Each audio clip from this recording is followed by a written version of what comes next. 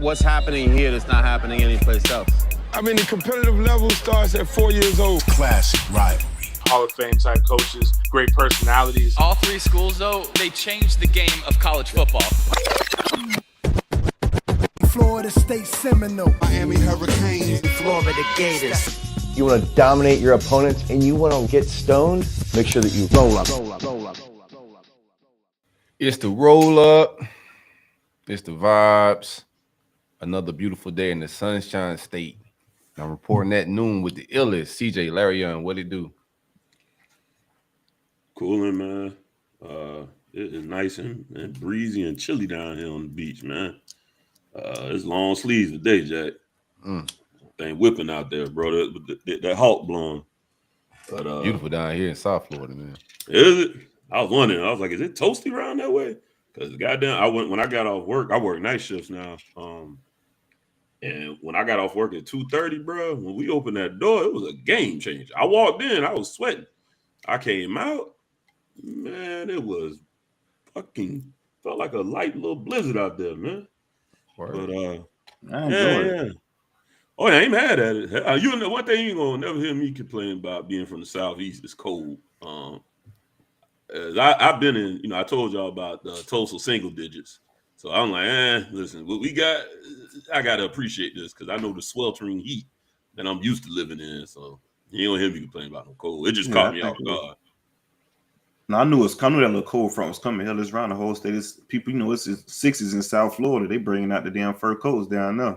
Oh, man, I went and caught me some wood, bro, from like what the fuck, man? Like I got my wood burning joint, bro. I'm about to make some s'mores tonight with the family. This shit about to go down. It's only 67 right now. It's about 70 something. But speaking of the 67 family, this morning. That was dope, man. I saw with your little cut-ups with your kids, man. That was cool for the little promo. Yeah, man. At the tailgate, that was cool, man. That was all their idea, bro. I was kicking and shooting my thing with Lion and Harlem, of course. You know, he think he's made for TV. So let me get on the camera, man. I was like, all right, do your thing. So they just started doing that themselves, man. But how you feeling, CJ? You good? Yeah, man, feeling good. It was probably like maybe low 40s or high 30s here this morning, like early this morning. That shit was beautiful, though, man. I felt real good to me. I ain't gonna lie, bro. Once you hit 30s, then it ain't beautiful for me. Nah, I feel it. Once again to the 20s and below, that's when I start tripping. That's when I start tripping, especially when it's like that all day. But mornings, I could deal with the mornings, but it's better than, you know, taking the trash out at 7 p.m. and come back in the house sweating. Right. Where y'all at with it? Where y'all at with the heater check-in? Y'all cut the heater on yet? Nah, I ain't cut that bitch on yet. This when you get that light bill real low. What? Hey, they be looking mad at me in the morning. I'll be like, just keep the doors closed, bro. Stay insulated in here. You can keep the human heat to keep it around 70. Kids be mad as hell at me in the morning. Talking about it's cold. Oh well. Run. Right. Do some man, jump around here. See, here's the struggle. See, the AC get kept on 75 around here, like on the regular, right? Oof. I got to move. That's too hot. 75, it get cold. I don't know if it's my house or what, but that bitch get cold fast as fuck in here, man. Yeah. But we keep it on 75. Here's the thing: when that bitch is naturally 75, like in the wintertime, like now, then they want to cut on the heater. I'm like, bro, why are you trying to make it 80? Right. When we normally just keep it at 75, you let that joint ride at 75. Yeah, where do you keep your where y'all keep your AC at? I'm curious 73 now. For me. 73. 73? 73. Sometimes 72 at night. I'm a polar at night, I drop it for sure at night. I like to be freezing under that blanket. Yeah, but I keep it consistent 73. I got an upstairs too, man. So like it get hot as fuck up there, like during the summer times or whatever. So right. The kids be complaining. So I keep it at 73 to keep it consistent with them. It's probably all wood frame upstairs. Yeah. I'm polar bear, so I keep it on 70, and that's just because anything below will be uncivilized on the electric bill. Anything below that, wow. 70 might be tough on 70 might be tough on the electric. But I can live with it. It's a number I can do, but I can't do that with all these motherfuckers in my house. They got too many PlayStations plugged up, phones plugged up. I do 70. My shit be looking real crazy. Plus, they generating more heat, so usually it's just me. So Yeah, listen, I be sitting on my couch with a hoodie on the regular. People be like, man, what you doing a hoodie on? Sometimes I like it cold. Much rather cold than hot, man. Well, why don't you just put that 72 or 73, have your shirt off? Well, man, had the shirt off, but had the hoodie off. Be sitting like Rick Ross. You can do that too, shit. That's you. But would that make sense though? It would. It would. But I get hot. Like, it don't take much for me to start burning up. So, yeah. I'm just hot natured like that, man. Always been like that. Even when I got skinny, like when I was a whole bunch of weight back in the day, I thought that shit would make me like cool off. Nah, shit ain't did nothing. I still burning up. I was at my homeboy wedding, right? Me and my boy Kel, we just people that like sweat. My boy Pat, like, hey, y'all boys got y'all towels, right? yeah, Pat, we got a towel, bro. Cause we on the beach, man. Got some full tuxedos on the beach, man. Hot as a motherfucker out there on that beach, man. Yeah, man. Well, it was September, but you know it ain't got cold yet, so it's early September. No, that's still hot as hell. That's still hot in September. Yeah, that's what I'm saying. Down early football season. Yeah. Real quick, while we're just getting started, we appreciate the super chat, man. Like, subscribe, show us a lot of love, man. Share this thing on Twitter, comment when you guys like it. And liking is free. We appreciate the super chats, but liking is totally free. Don't cost nothing to show love. And that helps us build this show, climb the algorithms, and let more people that are Florida State, Florida, and Miami fans tune in. But yeah, let's kick it a little bit. What was that super chat? Matter of fact, I think it was just a little love, wasn't it? Shout out to the homie Steven Burgess. Yeah, he just wanted to send a little love. If you got a question you want to shoot at us, man, shout out, just go ahead and tag that back in there for us. We appreciate it. For sure. And this is our new time. We're going to be operating around noonish. You know, we never like sharp on anything, but noonish. Subscribe and you'll get the notifications exactly when we go live. But this is our new time. I think this is going to help the show, going to help the vibes a little bit. You know, it's already fire around here, but it's just going to take it up a notch, man. More fire. More fire. How was your weekend? I had a good weekend, bro. Like you said, it was in Gainesville, kicked it. Outside of the L, beautiful vibes, bro. The weather was perfect. Fall is here. You know what I'm saying? It's nice and cool out. I know we did the New Orleans tailgate, but it's a different vibe now with the weather-wise, man. We was in the swamp, but it wasn't no humidity at all. Got to kick it, see some old friends. Shout out to my man Scott, who kept I seen him like 3 times just walking around the tailgate scene. He kept saying to roll up, man, go back to 3 shows, man. Go back to 3 shows. So shout out to Scott. It was good meeting him and his family, but outside of the L, man, had a good time shooting some promo stuff. Quick little content with Stadium Miguel that should be dropping probably tomorrow on that YouTube. But good vibes, man. How was y'all boys' weekend? Not too rough. I shot back home. I actually recorded Cup, which is another show on the network. You ain't stop at Daytona, huh? No, not yet. Trying to get that chicken. I gotta go back. I gotta go back and forth all the time. Yeah, but at the time I left, it wouldn't have worked. It's what I'm about to tell you. So I did Cup with It'll take 20 minutes out your time, bro. That's all. Give me 20 minutes. Listen. The times I'm trying to help you, brother. I understand. But, okay, are they open at 2 a.m.? So I couldn't go. That's what I'm saying. So I did Cup with them boys on Thursday night, and man, I went too crazy with the martinis. Bro. Oh, he was going crazy with the martinis, man. Bro, I knocked off martinis like it was water, bro. And next thing you know, bro, I was supposed to go home Friday, and I was gonna hit them up Friday. Man, that shit put a whooping on me. So I ended up Friday just kind of.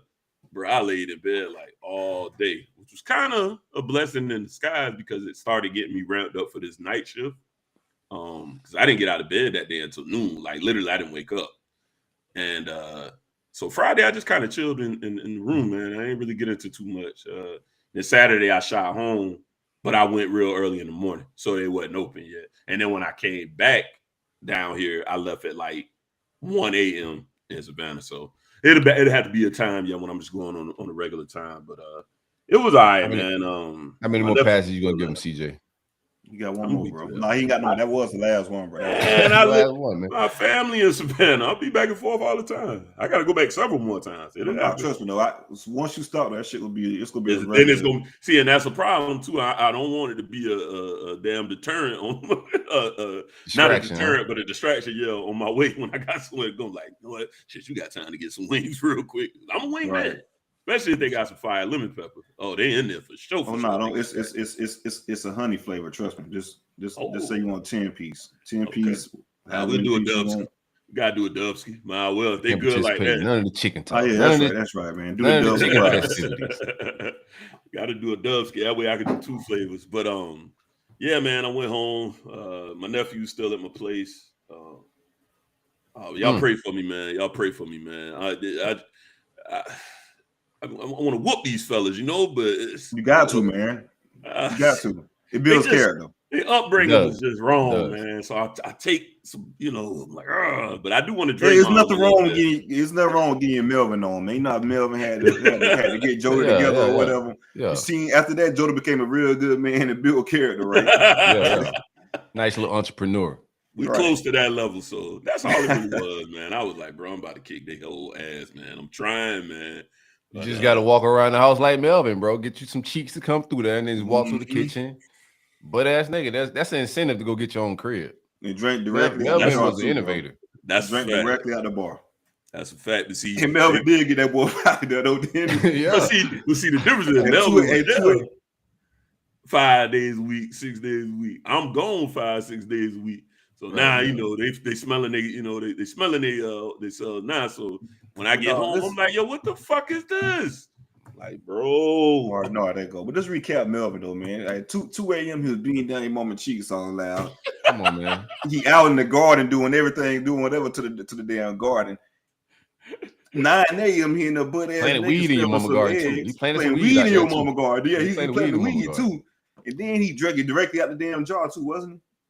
Oh, he poured it. Oh, he drank all the lemonade. That's Joey called Kool-Aid. He drank all the Kool-Aid. Yeah.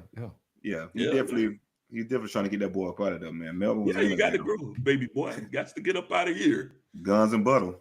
A lot of motivation and everything Melvin was doing, bro, to get a young cat that don't want to get his shit together out the crib, bro. He had the right recipe. 2 kids, 2 baby mamas, man. Get your life together, man. I'm here now. Melvin here now.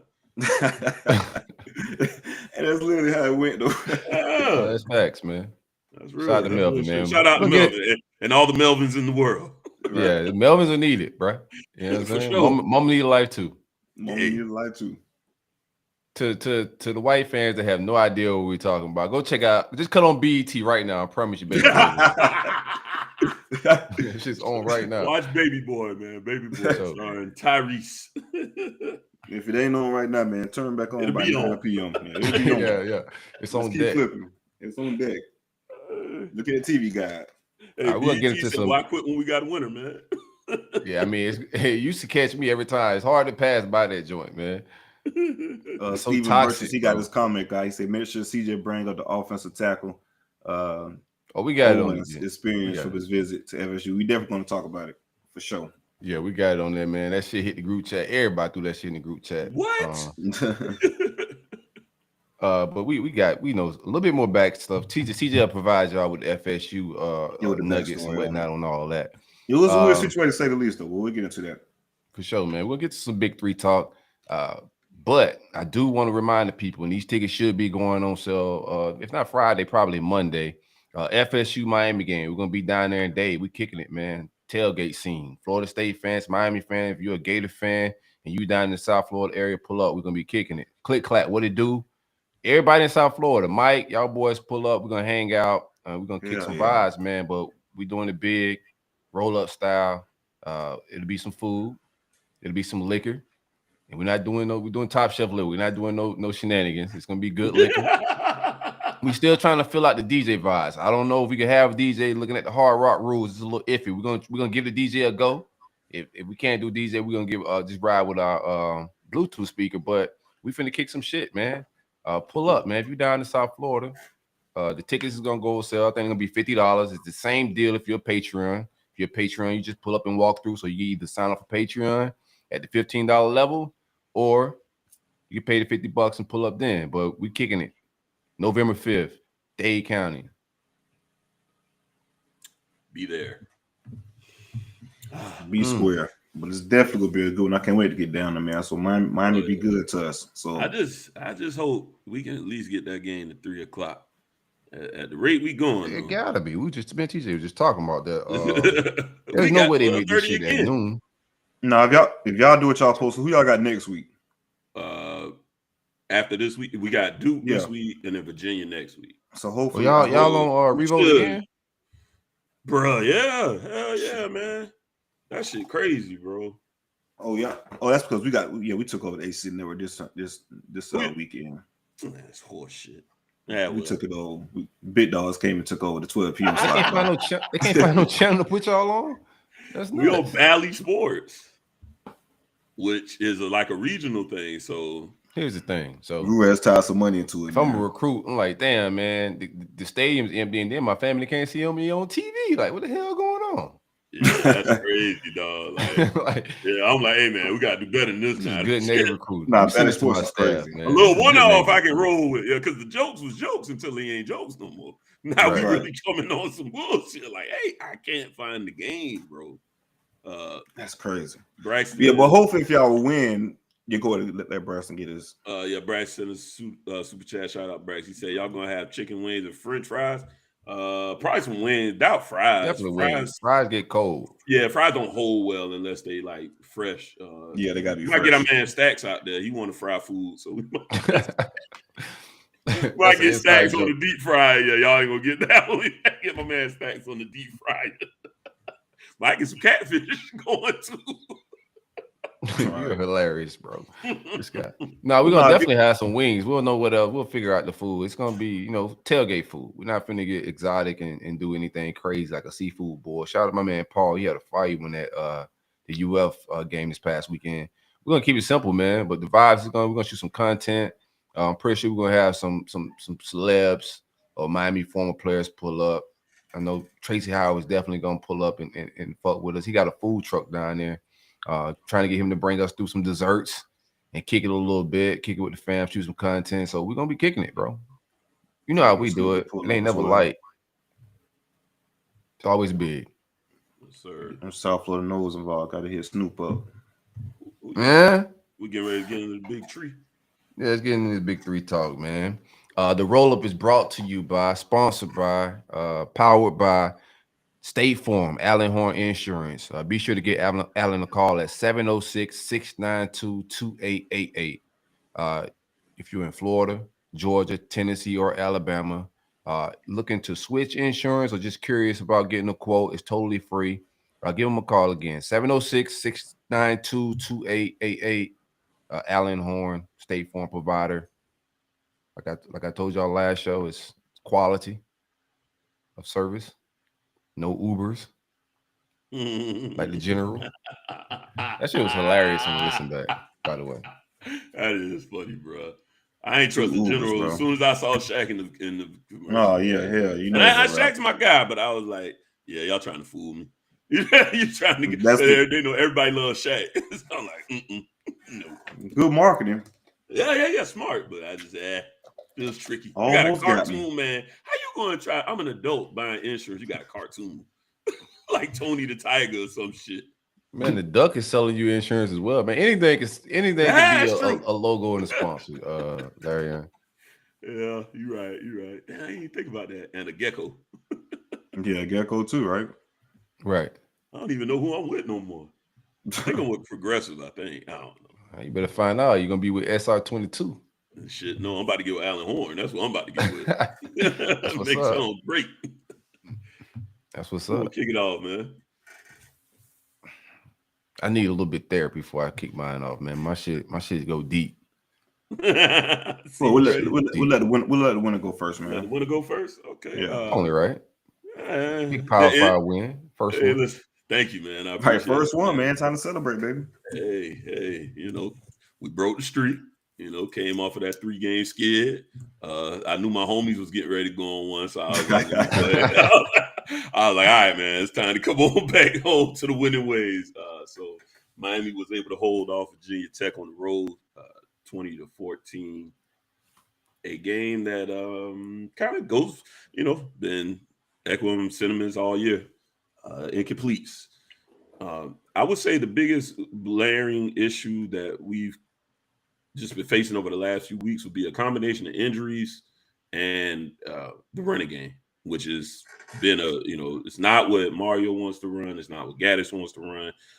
Salute to those guys for adjusting to the talent and the deficiencies that we have faced. We're out our top, 3 running backs.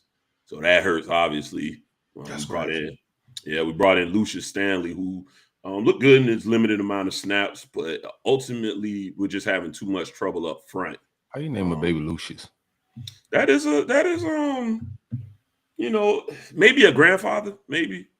You name him after a grandfather, which I gotta respect that. That means he was a good patriarch. But yeah, that's a rough one. I might try to do a spinoff granddad name like Luciano, maybe. That sounds kind of fly. You gotta put a Trey or Ja in an apostrophe before Lucius or something. Yeah, Ja Lucius. You gotta do something. Oh, Ja, anyway, man. Possible show title, Ja Lucius.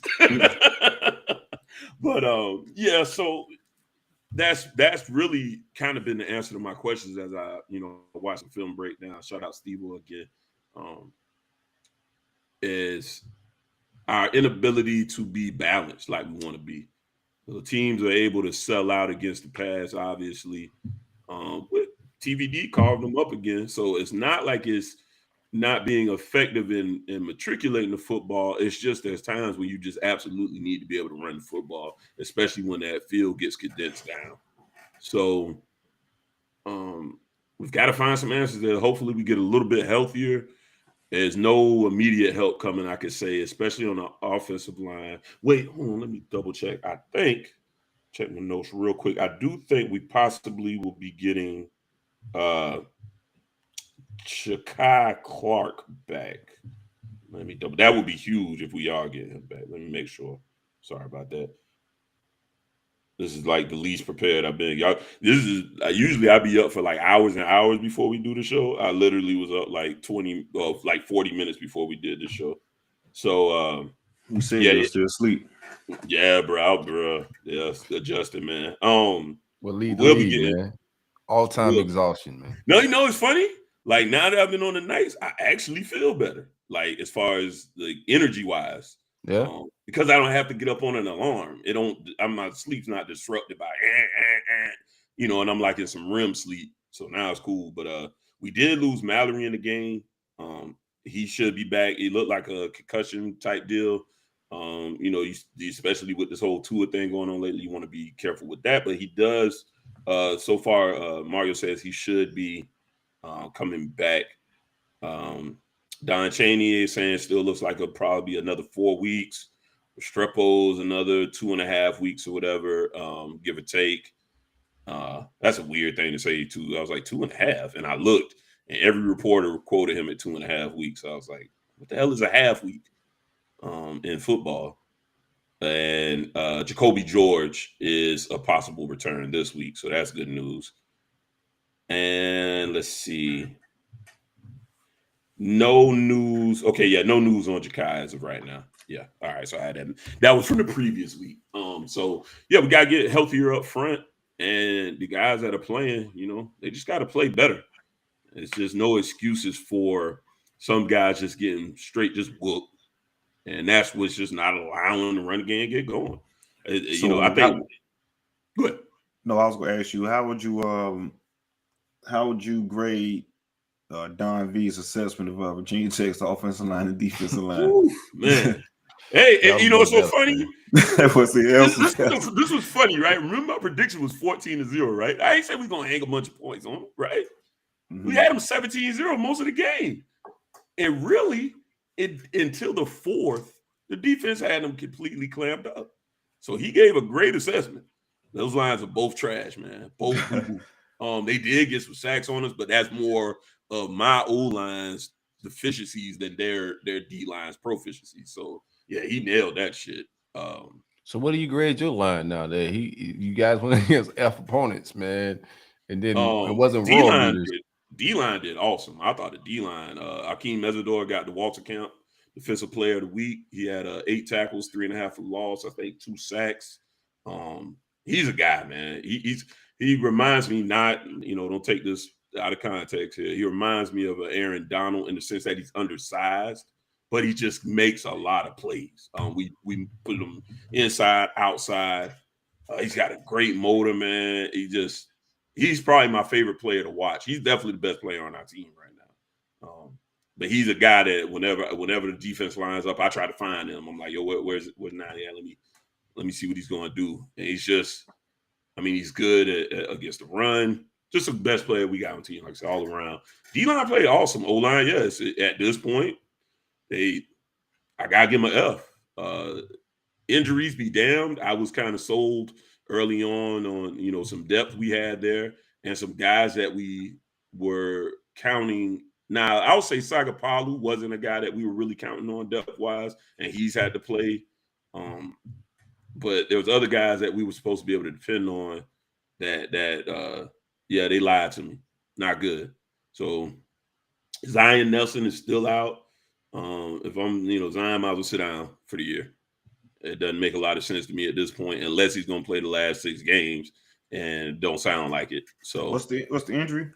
They don't shit, man. They don't fucking know. They tell us a damn thing. They remember it started with a knee, and remember they said he might play early. Okay, he came out. He didn't play. He played against Southern Miss, but only a few snaps, and he didn't play. Because I remember over the summer he had a brace on or something. Yeah, right? and they said it was just like a little scope, supposed to be a little cleanup, nothing too major.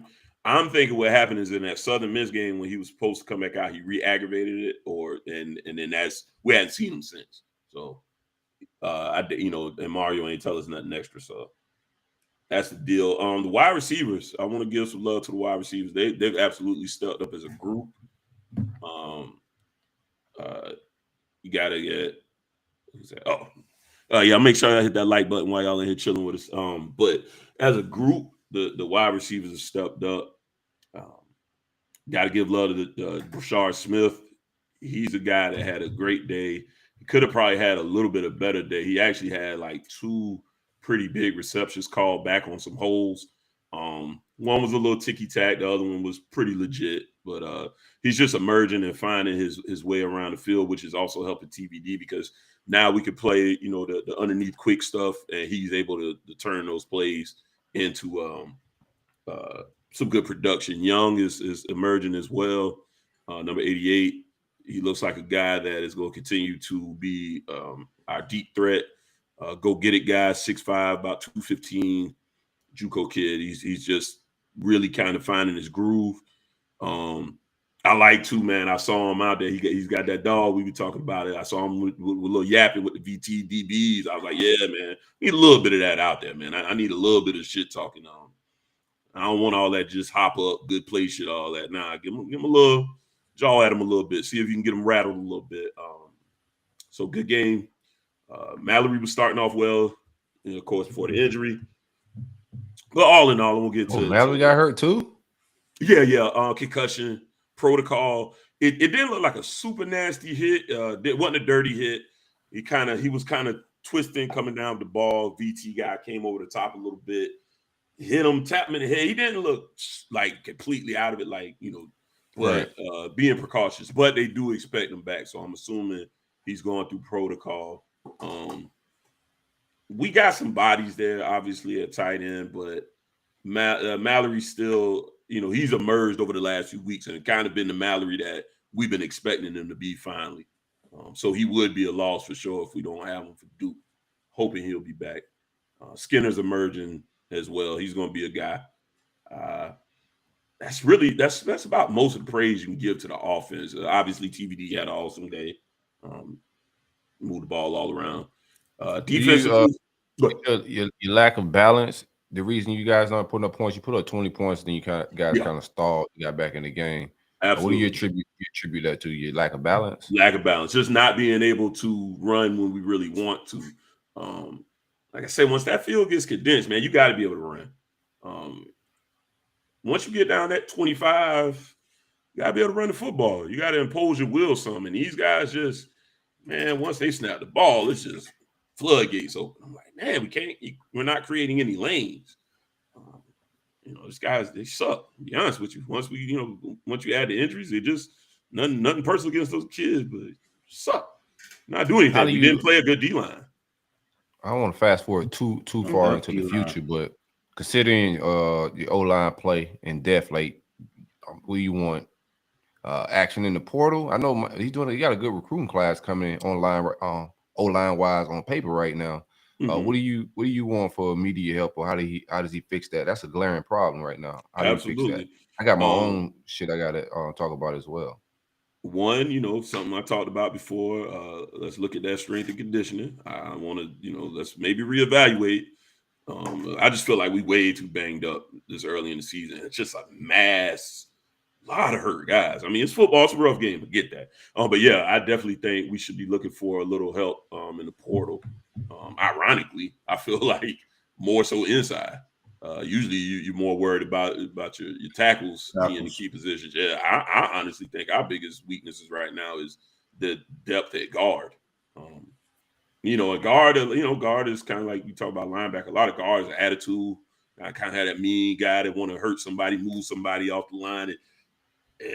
Yeah. So I would definitely, if I'm him, I'm looking for a guard or two in the portal because, like I said, we got a good old line class. But these are going to be young guys.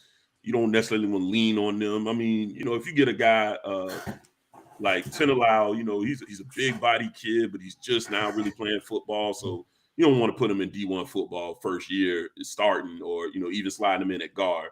Now maybe Maui Goa, maybe you would be wanting to do that because he's been playing football for a while, high level kid.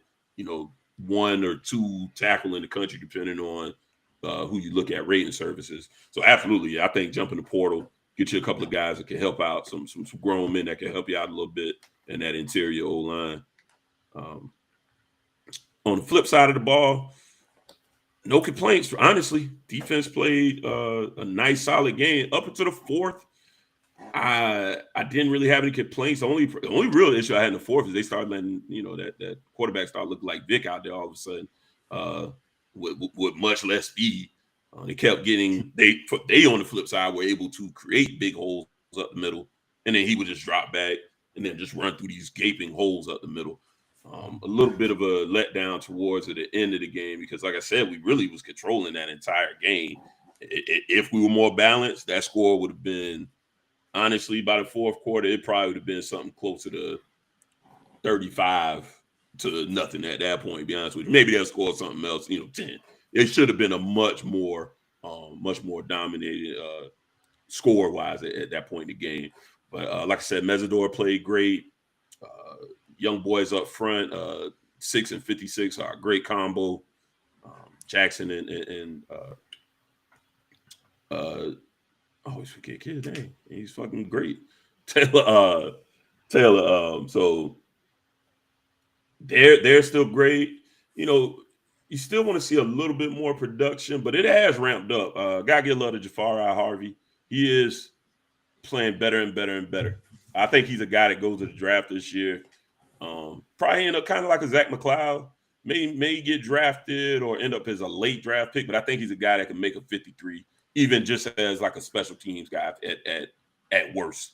His game has improved quite a bit, so definitely want to show him some love because he's been a guy that's been much maligned by the fan base, and I think he's done enough to get some praise. Linebacker play has been a lot better. Corey Flagg he's playing great football. His deficiencies are his deficiencies. He's a little smaller, not the greatest in pass pro, but he's grading out well every week. He's pretty solidified there. And Keontre Smith, he put on all that extra weight. I think he's finally adjusted to it pretty well. He played some good football as well. Ironically, Caleb Johnson was the guy that I was the most frustrated with in his limited time on the field. He was a guy we brought in from UCLA to hopefully start, and he never was able to secure that. And when I remember a lot of them fans used to lie and say, "Oh, he's better than Taylor. We got the better linebacker out of Portland way out of him and yeah." I ain't a lot of fans that. saying, not you. Yeah, no, I don't know why they did that, but yeah, that's good. No, Bethune I liked actually. that was what the Randy Shannon guy, right? Because from UCF, relationship there too. And then the safeties, safeties in the secondary played well. The only we didn't have the blown coverages as much this week. You didn't see none of these crazy. The safeties didn't just let people run loose in the back end. Probably my only criticism in the secondary, Ivy played well, would be and it's not really a knock, but to Corey Couch, I just need him to. He gets opportunities, man. He just got to come up with some of these footballs. Like the last 2 or 3 games, he's had some awesome opportunities for interceptions, just not coming out with the football. That was probably my only knock. Special teams, give love to Lou Headley. He kept pinning them back. I think he averaged like about 45. Yes, man, we had great field position all game. I mean, he kept putting them inside the 5. It was awesome. That's one of them things that you don't appreciate until you ain't got it. Shout out to the legacy kid who couldn't kick the ball 12 yards. That was the most amazing shit I ever seen in my life. I wonder what happened to the kid. I'm gonna look him up. Fields. His dad's a legendary punter. He's supposed to be a good one. That boy could not kick the damn ball. But that's really about all I got. Like I said, Mesidor player of the week, ACC as well. You muted, Silk. You think your safety's living up to their 5-star billing? Well, James, no. I think he's playing well. Is he a star? No.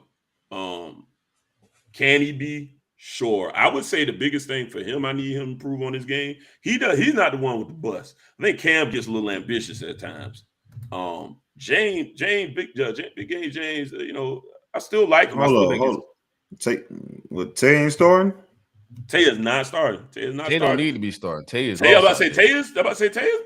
been one of the more problematic safeties. Yeah, as far he's as lost out there, bro. A little too much hero ball. That's exactly the problem. Tay wants to make a play every time he goes out there, and I think that's just him not being patient because he did lose snaps. But it's like, bro, just do what you're supposed to do.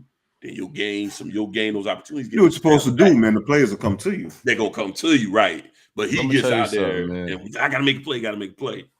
Your football IQ these days in such a past era gotta be on point to play safety. Yes, sir. I'm watching the same thing happen at the University of Florida at the safety position, bro. Like all that physical ability do not matter. It don't matter how fast you can run a 40, how much space you can cover if you don't know what the hell you're doing in 2022 as a safety. Yeah, you bite down if you want to. These boys airing it out. They just don't understand a lot of these concepts, these past concepts, these zones. A lot of them don't know like leverage, when they flip their hips. They just don't know assignments, bro. I'm watching like a lot of like elite talent. Like when you just gauging 40s and 7-on-7 when it's kind of just dumbed down and you just pressing and guarding the guy in front of you. That's different when you're playing this level of football, bro. It's a lot of thought and a lot of processing of coverages and everything. Them getting it. Yeah, it's a lot of things happening. I don't think these guys have it like up top right now. I do think so. So get back a little bit. James has got to improve his tackling. He improves his tackling.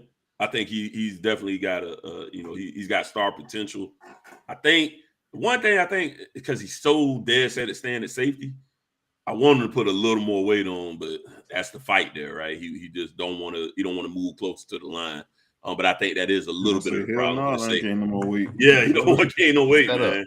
Right. You don't want to gain that weight, but I think it will help him a little bit with his tackling. But he has improved over the last couple of weeks. And then Cam's a really smart guy, but every once in a while he'll get a little ambitious, and that's where the blown coverages came from. But none this week. Like I said, pretty good complete game by D. Fourth quarter just got a little soft. And I think a lot of that is still getting rid of some of that attitude. Where's the killer instinct? Let's bury these guys. Let's go ahead and put this thing away.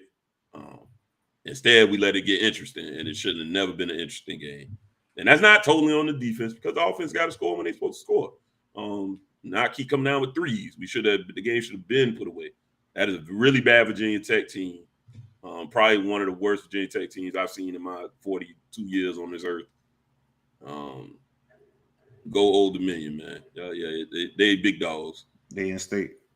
In state, man. God forbid they be in your state.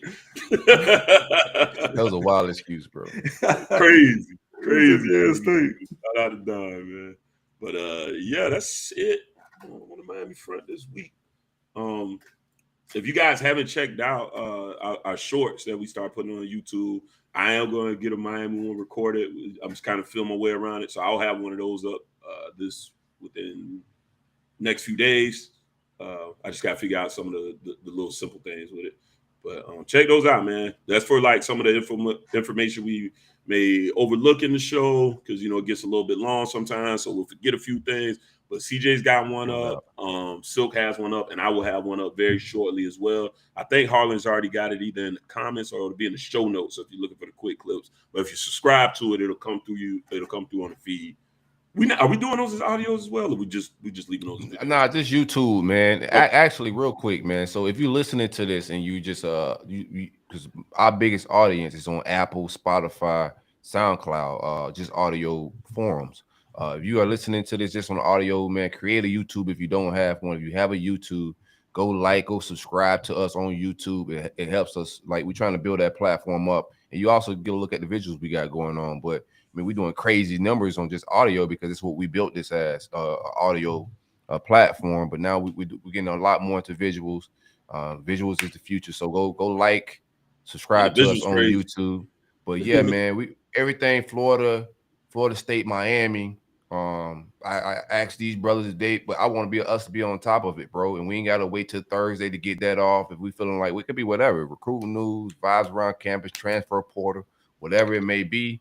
Just want to be on top of it to give our takes about it. We ain't trying to break news. They ain't our bag. But when news do break, we want to give you our opinions and our breakdown, roll up style. For sure. Definitely check out the visuals, man. Our visuals done jumped up. I currently don't have a green screen, unfortunately, because I'm still in the hotel. Ain't found a place to live just yet. I like this hotel, to be honest with you. So I really ain't been looking hard. You charge for the month, bro. What they got you at? The Marriott on the beach. So you know, nice. There ain't no sense of going too far from here. You feel me? Got a balcony? Yeah, a little balcony. Oh yeah, bro. So they said you get 15 days and another 15 or something, right? Yeah, they just gave me my other 15. I'm gonna need that other 15. Yeah, just got that approval. Just kidding. While we was on the show. Yes, sir. Ain't no need, no rush. I already pretty much know where I'm probably gonna stay, but I ain't leaving this place. But otherwise, yeah, the green screens is popping, man. We look like a real deal live news broadcast. Check it out, man. Check it out. But yeah, definitely like and subscribe, man. And check out those short clips. We'll be putting those out more often, more frequently. Excuse me. If something does break, something comes up, we'll be on top of it to give you guys our take of it, like Silk just said. All right. Who's next with that? I guess I could talk about I'm ready, man. I gotta get it out of the way. My defense is abysmal. We played LSU this past week. Get the super chat out. Reggie B, what it do, man? Belglade in the building. So what's good, y'all boys? No, you got it, bro. What's good, y'all boys? Who you think joining Bron in the portal, Silk? Who I think joining Bron in the portal? We may have that conversation on the podcast if we run into some time here, because we don't have me and CJ both on bye weeks. So we may have that conversation here in a little bit. But shout out to Josh Brun, drop some content on that. I think he ends up at Arkansas. Could be wrong. That's just a hunch. No inside info. Who else I can think? Shit, man. That secondary. Shit. A lot of people, bro. I see we bringing in 7 DBs. I think a lot of these guys know what's up with some of these killers that's coming in. So I don't want to just scream out names and call nobody out, but obviously I think a couple of these corners leave. Maybe some that are even starting may leave. I think with the running back shift with the depth chart this past week, and Lingard moved up to 3rd. Naquan went from 1 to 4, seemingly on the depth chart. So that's a guy that may get out of here. That's just me just rattling off a couple names. We'll do some more Porter talk in a little bit if we have time, but those are a couple names. I think we have one more. Let's go ahead. We got one more before you get it rolling. Shout out Chase Wester. He said, love y'all works, man. It's go Gators, W or L. Good thing, bro. Yeah, you got to be down when the L's there too. Silk, how we feel about money? I feel like scared money don't make money, man. That's how I feel about money, man. You know how we feel about money around here. Napier already told y'all how we feel about money around here. Scared money don't make money, man. Man, money ain't want to come. He don't want to come play with us, man. I'm gonna talk. We'll get to the cool talk a little later, bro. You on the clock, man. The man was up there for recruiter of the year. Who? Cap.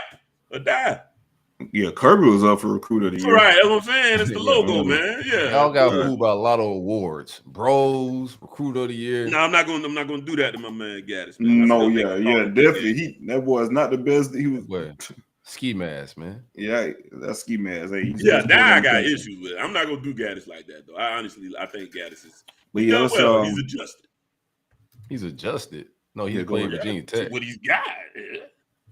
Oh, we got the Duke guy here. Yeah, we got a Duke guy. Y'all want to have that Duke conversation? Yeah, we'll flip it around a little bit. Come back around. Hey, Josh, how you doing? What's up, guys? How are y'all? Pretty good. Kicking it, man. Josh Cox. Usually I'm the one who lines up the guests, but I'm a night owl now, so you have to introduce me. Josh Cox from Duke Football Talk, man. Which is a podcast. There aren't a lot of you guys out there, but when I did my Twitter searches, it's trying to find a Duke podcast. It was raving reviews about you guys. How's it going, Josh? Yeah, man, doing well, and you're just trying to dive in real quick with you guys. So you guys don't cover Miami. You cover more than Miami, right? So you got Miami right there, Florida State right here, and Silky's the local Gator guy. Okay, all right. So just Florida, the big three in Florida. Yeah, right. We just come here to harass each other every week. Yeah, that's all. Yeah, that sounds We're thinking about changing it to the medium 3, to be honest with you, man. No, we're not thinking. I am until somebody start playing. He's got backup teams, Josh. So Gotcha. Big Bulldog over here, man. Big Bulldog from the state of Georgia, born and raised. But that's a running joke we got going on. I do not like the Bulldogs.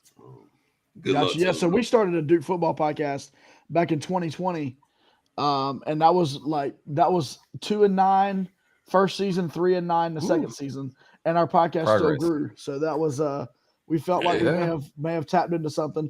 Obviously, man, with Duke, there's so many basketball podcasts. Like there's too many, but there was not one dedicated football podcast, and so we got in at that level. And then when the coaching change happened to Mike Elko, perfect, right? Yeah, it was perfect timing for us because they actually brought us in, man, and we're media credentialed now, and we're able to go to practices, and you know what I mean. We got some good stuff, so that was pretty cool. Now, what's that like, real quick, before we get into the game? What's that like? Do you have a media background? No, not at all.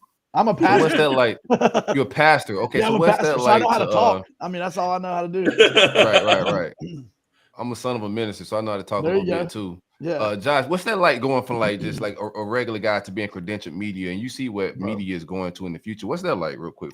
So that's actually a great question. I appreciate you asking. So we try to stay balanced, right? Like people like our podcast because we're fans, and we kind of say what other people are feeling, right? Like we don't show up at our reaction podcast and just give the stat lines. You know what I'm saying? Like a traditional journalist might would, but then also we do respect the fact that Duke is giving us these credentials. And so I would say this, when we are in their element, when we're at practices, when we're at post-game interviews, or when we're at interviews throughout the week, we play by the rules as far as trying to be as professional as possible. There's a couple of guys that are Duke beat writers that have really befriended us and helped us through that.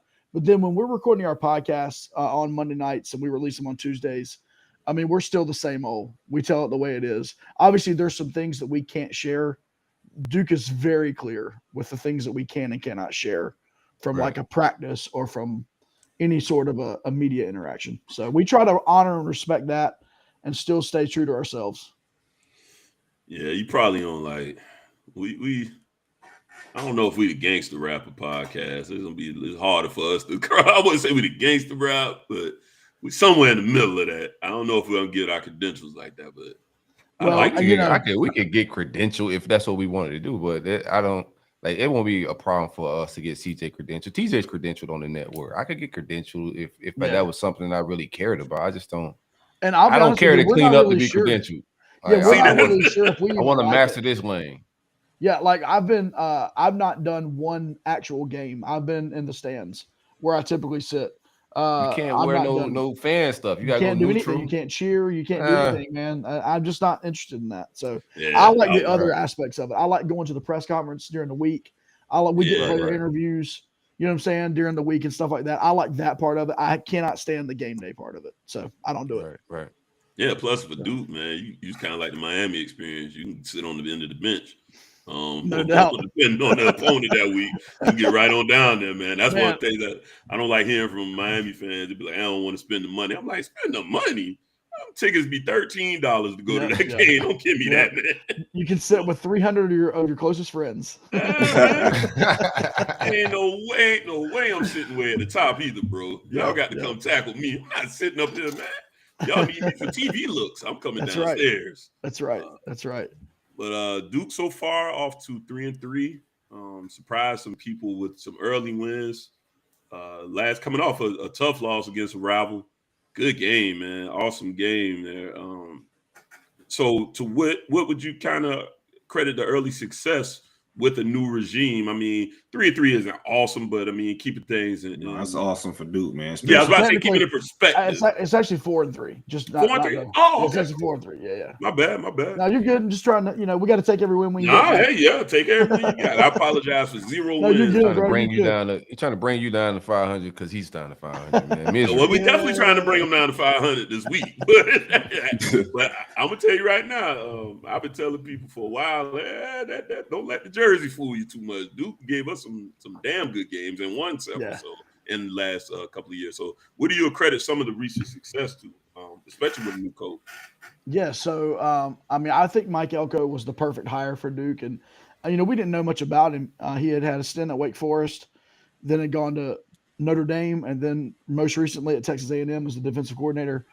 We didn't know much about him, but he's turned out to be what we think is the perfect hire for Duke.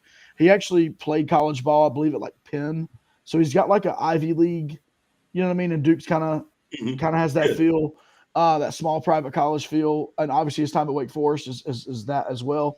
So I think he understands where Duke is and what Duke is, and then I believe he is really strong on culture. He came in, and I think Duke knew from the top down, as much respect as they had for David Cutcliffe, that it was time. And so Duke as a whole was ready for a new coach to come in and completely change everything, right? Top down practices are different. The way he structures stuff with the media is different. The way he interacts, this road trip regime is way different. You know what I mean? Everything in the program is different. Mm-hmm. And so I think the players who stuck around, which Duke actually had a pretty good percentage of guys stick around. They didn't all jump to the portal. And I believe they just bought in very quickly. His biggest hire actually came from Miami, David Feely, strength and conditioning guy. Yeah. That guy has come in and he knew what he was doing, huh? I like Feely. Feely's legit, man. Our guys love him. And so he's done those types of things really well. Does he have a cool mustache? No? No. But I guess in today's football, right, with the trend, I heard you guys were talking portal talk when I was logged on backstage. With the portal too, you can change things around a whole lot quicker than you used to be able to, right? It doesn't take you 3-4 years anymore to turn a program around. You can turn it around a whole lot quicker than that. And so I think Duke's been the beneficiary of that. Those guys believe and they're bigger, faster, stronger than they were last year. Yeah, Feely was a loss to me. It was one of them things, guys bring their guys. But I was like, well, all right, you're right. We was all hyped up about the little curly mustache and all that and hype videos. But I got one of the most banged up teams in the country, man. I'm like, I don't know a part of strength and conditioning he don't quite get, but this ain't it, partner. This ain't exactly what I expected to see. I think y'all also ended up picking up our former D-line coach as well. He draws a blank right now. Ish? He was who? Ish are the side. Ish is our cornerbacks guy. He's called quarterbacks for y'all. And who's your D-line coach? Harlan Boyer. Okay. I'm thinking a different guy. Okay, man, I probably was thinking about Ishmael. Good pickup there as well. Let's take a quick look at the offensive side of the ball. You guys have been able to run the ball really well this year. Who's your starting running back there? Yeah. So last year we had Mateo Durant, who broke the Duke single season rushing record, but he was a one-man show, and that was, if Mateo wasn't out there, we didn't know what was happening. So this year, it was going to be running back by committee. We knew that there were going to be 4 guys that could all play significant snaps. And what's happened is Jordan Waters, who is I believe a junior, redshirt junior, has kind of come to the top of that. Jalen Coleman is our actual starting running back. He's been out the last 2 weeks. But both of those 2 guys are upperclassmen, and they've really kind of led. Now we have 2 other guys, Jaquez Moore and Terry Moore. I believe Terry's a true freshman. Jaquez is like a sophomore. Both of those guys, I mean, Jaquez had a 59-yard score earlier in the season. So really we were running back by committee. So at the end of the day, and then Riley Leonard, I mean, our quarterback, I mean, it's the obvious comp, but he does remind me of Daniel Jones a little bit in the fact of like, no one really wanted to give Daniel Jones credit for how well he could run until he busted out a 45-yard touchdown run on him. You know what I'm saying? Right. Like, and that's Riley. Riley doesn't look like it, but he's faster than what people think. Well, he's gonna look fast Saturday then. He was all over the place, man. Remember Daniel Jones had that run for the Giants, and he just like trip. That boy put it out right in there. That was hilarious, man. That was a crazy run right there. But yeah, our run game is I mean, we rushed for 297 yards against Carolina. So yeah. How much? 297. Yeah, they running down on shit, CJ. I did my research. They running down on run by committee, man. I like it. I like how you talking, Josh. I like how you talking. Look at they light up when it's positive on the other side. Our defensive line is playing well. We ain't giving up a lot of running, so we'll see how that and what, like 20 sacks? Something of that nature. They somewhere close to that. We are. I did see that your running back. Quarterback has been that kind of mobile guy. But whenever you're able to run effectively, obviously, which we've had a horrible go at running this season. Started off really well when we were healthier, got banged up, and it's just gotten abysmal over the last few weeks. It's pretty non-existent. That's why Tyler Van Dyke is throwing literally 50 the last 2 games. I think he threw 50 last game and 52 the game before. Totally unbalanced in that respect. But your strength in running is obviously got to start down in the trenches. Who's kind of maybe one of your key cogs down there on that offensive line? Yeah, Jacob Monk is a guy who made the move over to center this year, but actually, depending on who's in the rotation, he actually moves over to right guard during the game. So Jack Burns is a guy that comes in for him, depending on the rotation. But Jacob Monk, he's an every down kind of offensive lineman, no matter what. And then Graham Barton is another guy who's getting a lot of national kind of accolades right now. He had some preseason looks as well, but he's really followed through on it. And so our line, we actually were the beneficiary of a couple of grad transfers that when you have grad transfers come in, you never know how much they're going to actually, help your team. Mm-hmm. But we've got 2 guys starting right now that are grad transfers. I don't know if you guys saw this at the beginning of the year, but they figured out that one of the guys, he's a big, tall, like 6'7", blonde, long hair guy. He does opera. Did you guys see the ACC? Oh, nah. So he sings opera, evidently. His name's Chance Lytle, but he now starts. So we start Dre Harris from Arkansas State and Chance Lytle. He's from a Ivy League school somewhere. So 2 transfers have come in and really helped us on the offensive line. But we rotate about, I think, 7 or 8 guys total. Just there's a constant rotation there. How you grade them out in general? No, go ahead. Sorry. What do I grade them at? I mean, let's put it this way: our quarterback is staying on his feet. I don't know that there's been a game this season where we've given up more than 1 sack. I don't think we have. And we're running the football. So at the end of the day, you keep your quarterback off the ground and you run the football. Like, I think that's a successful offensive line. Gotta love it. Go ahead. We're gonna see how real that defensive line y'all say is top notch. We're gonna find out, man. That sounds like a solid old line y'all facing. What up, CJ? It'll be fun. Yeah, so Elko is a defensive guy. Let's talk about your defense and what you're seeing for your defense within the year so far. So, man, we came into the season. We lost 11 members of the secondary, either to graduation in or the to secondary. In the secondary alone. So, we did add. We added a couple of portal guys. Speedy Young from Iowa State, who had actually been second team All Big 12, which I don't know if that means anything on defense. Big 12, but then another kid, Darius Joyner, came from like Western Illinois or something. This is crazy stat. Last year on that lower level of football, he did have 146 tackles on the season, which is pretty wild. Yeah, that's you go get the ball. That's something. Period. Well, what level you playing? So at the end of the day, we brought those two guys in. Well, they've started from day one, and Darius is leading us in tackles this season so far. There's some consistency there. Yeah, so he's at the end of the day, the way the coaching staff has told us is he could play no matter what level he was playing at. He knew how to get to the ball, and it doesn't matter what level you're playing. If you have a knack for the football, then that's kind of an innate talent that they have. So all that to say, our secondary came into the season, and we did not have high hopes for him. If I was expecting us to get thrown all over all season long, I'm not going to oversell us. We're an average secondary, but for Duke fans, like logical Duke fans, an average secondary is a win. You know what I'm saying? Yeah. Like looking at what we could have been and how many people we lost from last year. I would say there's two areas on our defense that are the strong suits. Shaka Hayward is a linebacker for us, who's a redshirt, or he's a senior, and he has led us in tackles the last two seasons. He's solid. And then Dwayne Carter is an interior defensive lineman. Our interior defensive line, Jamion Franklin's a Notre Dame transfer.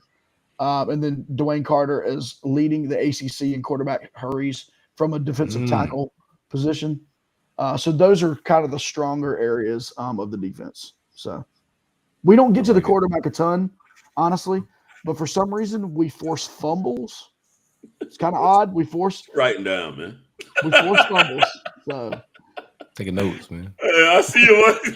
I was jotting notes down, but well, your D tackle will definitely have some success up the middle. I can tell you that he'll get some pressure for sure. We're giving up way too many sacks, in my opinion, week to week. Like I don't think it's been a week under 3. Seems like to me. I'd have to look at the actual stats.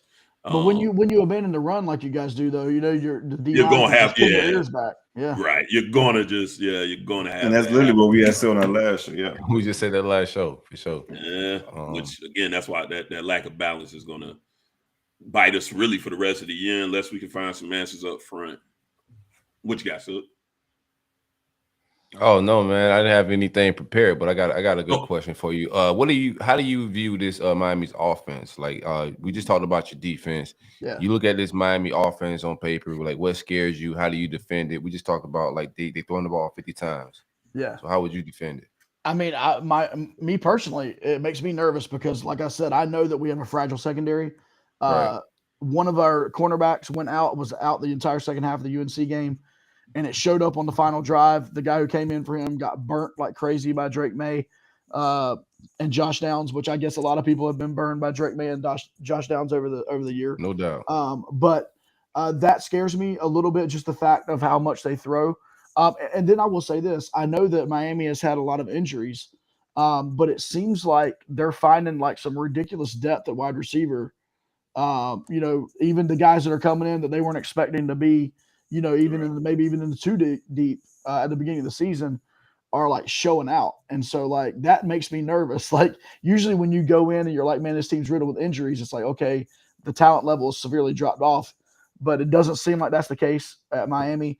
And so that makes me a little bit nervous for sure. Yeah. The wide receivers, they were definitely a big knock in the offseason. We kept hearing drops in the practices. It really hadn't plagued us this year like it had in the past. There were a couple of drops here and there, nothing crazy on a level of just like, all right, man, this just isn't making sense. Everybody gonna drop the ball at some point. But yeah. That what you're seeing honestly is guys getting comfortable in the offense and emerging, and just I think the level of competition, they're starting to push each other more. So yeah. And you guys utilize the tight end really well. Right. Not a lot. I mean, we don't. We have a really good tight end that we don't utilize as well as we ought to. You wait till this week. I was just about to say, watch, I'm going to be like, who is this guy? 81, Nicky Delmolin. I was just about to say, let me get that number so I can all right, let me see. See what great game on the way. This week. Let's see. Linebackers been playing pretty good, but that does make me nervous. I mean, just the fact that Van Dyke, I mean, look, he was preseason player of the year for, a lot of people. And like, I know that it's not gotten off like as quickly as Miami fans probably wanted it to, but like that dude he threw for 496 yards. Granted, it was against UNC's defense, but still, like he's got it in him to absolutely, single-handedly win a football game. So that always makes you nervous. All right. So, but you're worried about your depth a little bit. So if you take a knock, it could get. The one thing we've been having problems with is just getting the actual points. We move the ball a lot, but that lack of running game will probably keep y'all in this game quite a bit. I would imagine you're going to be able to generate a good amount of pressure there. So it's going to be. I think it's going to be an interesting game one way or the other. And we have been pretty stout against the run. Can your quarterback, who's he's rising up the board, can he be the guy that can kind of, if he has to, kind of on the flip side, turn into what we do, and have to sling the ball around 40 times a game? Are you going to be comfortable with that? I mean, before 2 weeks ago, I would have said yes, but the Georgia Tech game was like a weird. And Georgia Tech, I mean, first of all, they were coming off the Jeff Collins firing, and they had just beat Pitt, and they were on this emotional high. But it was weird, man. I think they blitzed like 65%. Nice. Stat was like they literally blitzed 65% of the downs against video game numbers. Yeah, no, you ain't got nothing to lose. Whoever the DC is like, hey, bro, like, right, yeah. At this point, fired anyway. And it really messed with Riley a little bit. Like it was very different. And then in the UNC game, I think he threw 31 times. But I do believe that Duke's offense is best run first, setting up the pass, like more of a traditional offense. And so, not that Riley can't make the throws. I mean, his completion percentage is fairly high. But I just think Riley throws the ball a whole lot better, on as any quarterback does, on third and short rather than third and long, right? So. Yeah. All right. You guys have anything else? I'm gonna ask you real quick. Well, you know what? I'll give you a chance to answer. Who could be the X factor on offense for you? You kind of may have answered it, but who do you think would be that X factor guy? Man, X factor. Take your pick, right? Now I'm gonna go. I'm gonna go. We haven't talked wide receiver at Duke yet, so I'm gonna go Jordan Moore, who is our converted quarterback. Him and Riley Leonard were in a quarterback battle all throughout spring and fall camp. About 2 weeks into fall camp, the coach's staff kind of made their call on Leonard being the quarterback. Well, they kept saying that Jordan Moore was the best athlete on the team. Oh, yeah, he about to have a game. So instead of having him over on the sidelines, signaling in the plays to the quarterback, they moved into wide receiver. And he has, I believe, 4 touchdown catches on the season. Mm-hmm. He is really growing into like a legitimate threat at wide receiver, not just like a gimmick. They don't use him as a gimmick. There's not like trick plays or whatever necessarily. He lines up and runs routes, but I think he could be an X factor if he gets loose. He's very, very quick and very athletic. So Jordan, have you seen Miami secondary? Number 8. I haven't yet. We're about to. So our secondary playing pretty solid, actually. Is he he's a sophomore? He's a sophomore. No, I was gonna ask you. They have not been playing solid. Y'all just play Virginia. Hey, man, you gotta play who you gotta play, man. You can get beat by anybody. They haven't been playing solid this year. They have been barbecue chicken. Middleton. I gotta go week to week. I can't go back to Middle Tennessee State. North Carolina? We got cooked up real bad. North Carolina wasn't bad either. It's just 2 early butts by Cam, honestly. Go back. I watched that. I'm telling you, we didn't play that bad. Yeah. We spotted them. Big bus that lost you the game. That's why I say my guy finna get off, man. That secondary is barbecue chicken, Josh. I think they've improved. So I would, listen to whoever you want to. They hate us. That's all good. You finna get these predictions off. But real quick, I do want to ask you before we get into predictions. Does he play slot or is he outside guy? So he's all over the place. He will play some slot. You'll see him mostly in the slot. Okay. But he does get outside as well. Okay. Duke doesn't really have like a designated. Jalen Calhoun's our senior kind of leader in that room, and he would be ideal, your typical slot guy as well. So like him and Jordan are kind of all over the place. Gotcha. So. All right. Yep. Well, we'll get to the fun part. Let's get into the score prediction, man. Coming into a Raucous Stadium, man. Don't pull no Raucous Stadium. And don't pull no punches, Josh. It's gonna be. Listen, I'm upping the number, bro. We're gonna be 18,000 deep. That's big for Duke. You know what I'm saying? We 18 grand deep this week. I'm gonna try to be there. Duke no, actually, I can't because the game's too damn early. Never mind, I forgot. That's 12:30. Yeah. But So who you got, man? Well, now on our podcast, we also do jersey combination predictions. Okay. Because we're all about them jerseys. Okay, but Miami's got too many options, man. It's just Not hard really. They don't. No, they don't do much. Anyway. Mario don't let us do much. Yeah, I think I'm gonna give my prediction. Duke go white tops, blue pants. Okay. I think I went icy white all the way down. All white bricks on the boys down there. All white everything. There's a picture of one of our linebackers from like 6 years ago when we went down there and won in the rain. It was like a monsoon, and we beat you guys. And he's wearing all white, but it looks all brown, and he's doing the upside down U. It's a pretty good photo. But no, my score prediction, I will say on our podcast, I went a little under on the points, and I went 27-24 Duke. I think I'd up that. I'll go 35-31 Duke. I think there's the more I look into it. That was Monday night. I've been looking more the last day or so. I think there's going to be more offense. So I'll go 35-31 Duke because Duke's lost 2 games the last 2 weeks by 3 points. One of them in overtime. One of them obviously to UNC this past week. I think they're just pissed, man. I think they're like, oh yeah. And what you got? They got a bunch of mad dogs, huh? Well, hopefully, and to make a bowl game. I know it'll only be the 5th win, but I think we can find one more win in the ACC. Oh, yeah. If we can win this game, for Elko to make a bowl game in his first season would be like a huge. Got to tear down the goalpost and shit. Yeah, you know, like hard to tear down the goalpost with 1,700 people, man. It's tough. A lot of effort. And with only 1,700 of us to pay the school to put new ones. Yeah, to put it. Help. Hey CJ, you got jersey predictions? Yeah, I said I like blue. Oh, for Miami, I like blue bottoms, white tops for Duke. For Miami, I'm gonna go. Y'all still with green? Yeah, we haven't this year yet. Mario bring out the green boys, man. Green tops, white pants. Okay. All right. What you got? Score. You said white pants for Miami? Yeah. Yeah, you don't need to wear white. Because you know, boys piss down their leg, they wear white. Moment too big. Give me 24-20 Duke. 24-20 Duke. Okay. All right. I'm going to I got 34-24 Duke. All right. Man. What you got for the unis? Oh, I'm a big fan. Unis? Give me Miami all green. All green? Okay. All green. Give me Duke white top, blue bottom. All right. All right. I'm gonna go Miami orange top, white bottom. We ain't seen the green yet, which is very ironic from a guy coming from Oregon. I just thought about that. I was like, bro, we ain't been putting no uniform. My jersey's being so plain, man. Billy think we Bama or some shit. Mario's probably that's what I'm about to say. They copying that Bama formula for sure. I don't like that Mario shit. was probably forced to do that stuff. I'm about to say in Oregon, I'm sure they was like, hey, we got that's the part. Nike's backyard. Yeah, right, I mean, Phil Knight in charge, bro. Of course, we mixing it up. Got to get some sauce out here. And I'm gonna go Duke white, white top, blue bottoms. I think.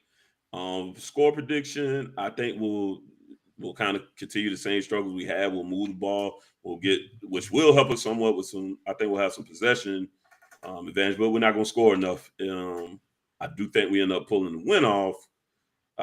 Give me Miami 27, Duke 23. That's fair. Yeah, Can I ask you a Miami fan a question? Yes. Flip the roles like you're on my podcast. All right. Mm-hmm. All right. So I have a theory, and I want to see if this jives with what you think. All right. Yeah.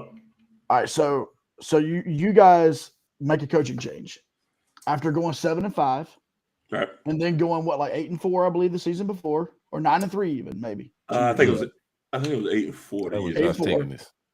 All right, yeah. So okay, so parallel that with like Virginia, Bronco Mendenhall goes 6-6, a decent season, and takes off out of nowhere. Right, leaves. Right. Okay, so like both we've seen Tony Elliott and we've seen Cristobal both struggle in the first season, right? But then you have Elko, who takes over for Cutcliffe. Cutcliffe had completely tanked our program, right? Yeah. So like here's my theory. My theory is when your program is completely all the way tanked down, you know everything needs to change. Like Elko comes in and they hand him the keys and say, bro, do whatever you want to do. And everybody's on board. Like, do you think there's a little bit of like Miami wasn't broken? You know what I'm saying? Like their program wasn't like all the way right. And same with Virginia. And it's almost like how much can Tony Elliott and Cristobal really come in and just like flip everything on its head when you know that team went 7-5 last year, or you know that team? You know what I'm saying? They got to like, be broken at some point. They done lost to FIU, Middle Tennessee, La Tech. Dude. At some point, it's got to be some brokenness some way. You know what I'm saying? But I just think Miami keeps hiring the same Miami guy. You know, Randy Shannon, Cristobal, Manny. They're all Miami guys, and they keep looking for that Miami guy. I'm gonna tell you the difference, though. This one's the first one that's honestly qualified. He's already had head coaching experience, Power 5 experience. He's from he's under Cristobal. You're right, and it's been that Miami guy, but every other time it's been let's hire the guy that we can get for the cheapest that fans are probably going to jump behind because it's a Miami guy. Mario's been a guy we've been clamoring for years, and finally got him. But I understand what you're saying. Yeah, it's a different thing. You come in and you got to completely gut everything. I think, that's almost like an easier rebuild in that sense because, hey, I'm flipping everything on his head. It don't matter. With us, there's some positives there, there's some negatives there. Now we got to try to figure out what to keep, what to get rid of. We got rid of the turnover. Expectations was like 10 wins. So like from that perspective, Miami fans, the media, everybody around was like, hey, he could go win the Coastal. Yeah. You look at like Armstrong at Virginia is still struggling at quarterback, and Van Dyke, it took him like 5 games to finally have one of those breakout. So I almost wonder, man, that was just my thought and question. It's like I wonder if these new head coaches are trying to figure out what do we try to keep from those previous regimes, and then how can I infuse my culture. I don't know. Billy's going through the same thing. Billy going through the same thing at UF. There's no difference, man. It's a struggle. Point. Yeah, because you don't have throw the whole baby out with a dishwater type deal. You got I got to keep this, but I got to get rid of that. That is I think the thing for adjustment. I don't want to get into that. It was some Porter talk I was going to get into, man, as far as like benching players and like if you bench a player at the wrong time, no fans be, hey, bench this guy, but you can bench a guy and he hit the portal and he out of here. You still need depth. You got to finish this football season. It's there's a lot of new shit coming to football that just wasn't there before. That these coaches got to deal with. Learn how to manage it all. You got to recruit the whole time. You got to recruit your roster the whole time. Yeah. Yeah. You used to have to recruit high schoolers. Now you got to recruit your own players to stay. Yeah. Right. You got to recruit transfer guys from other schools to come in. And it's like 365 days a year, man. Never off. Forever in the job. Hey, Josh, man, we appreciate you for hanging out with us. Tell the people where they can find you at. So we're on Twitter at Duke FB Talk, and then our website is DukeFootballTalk.com. So we do podcasts every week. Duke Football exclusive. We don't talk basketball, man. We don't care nothing about Duke basketball. It's all Duke football. I like it. I ironically do like Duke basketball. I mean, I do, but we just don't talk about it. We don't talk it. Yeah. All right, man. Thank y'all for having me on, man. I appreciate it. Nah, man, it's been a pleasure, man. Real good stuff. All right, man. See y'all. Take it. Well, he brought a pastor on here. I cleaned my language up a little bit. I did. No, you can't do that, I bro. do. I try to, because you gotta think how I grew up.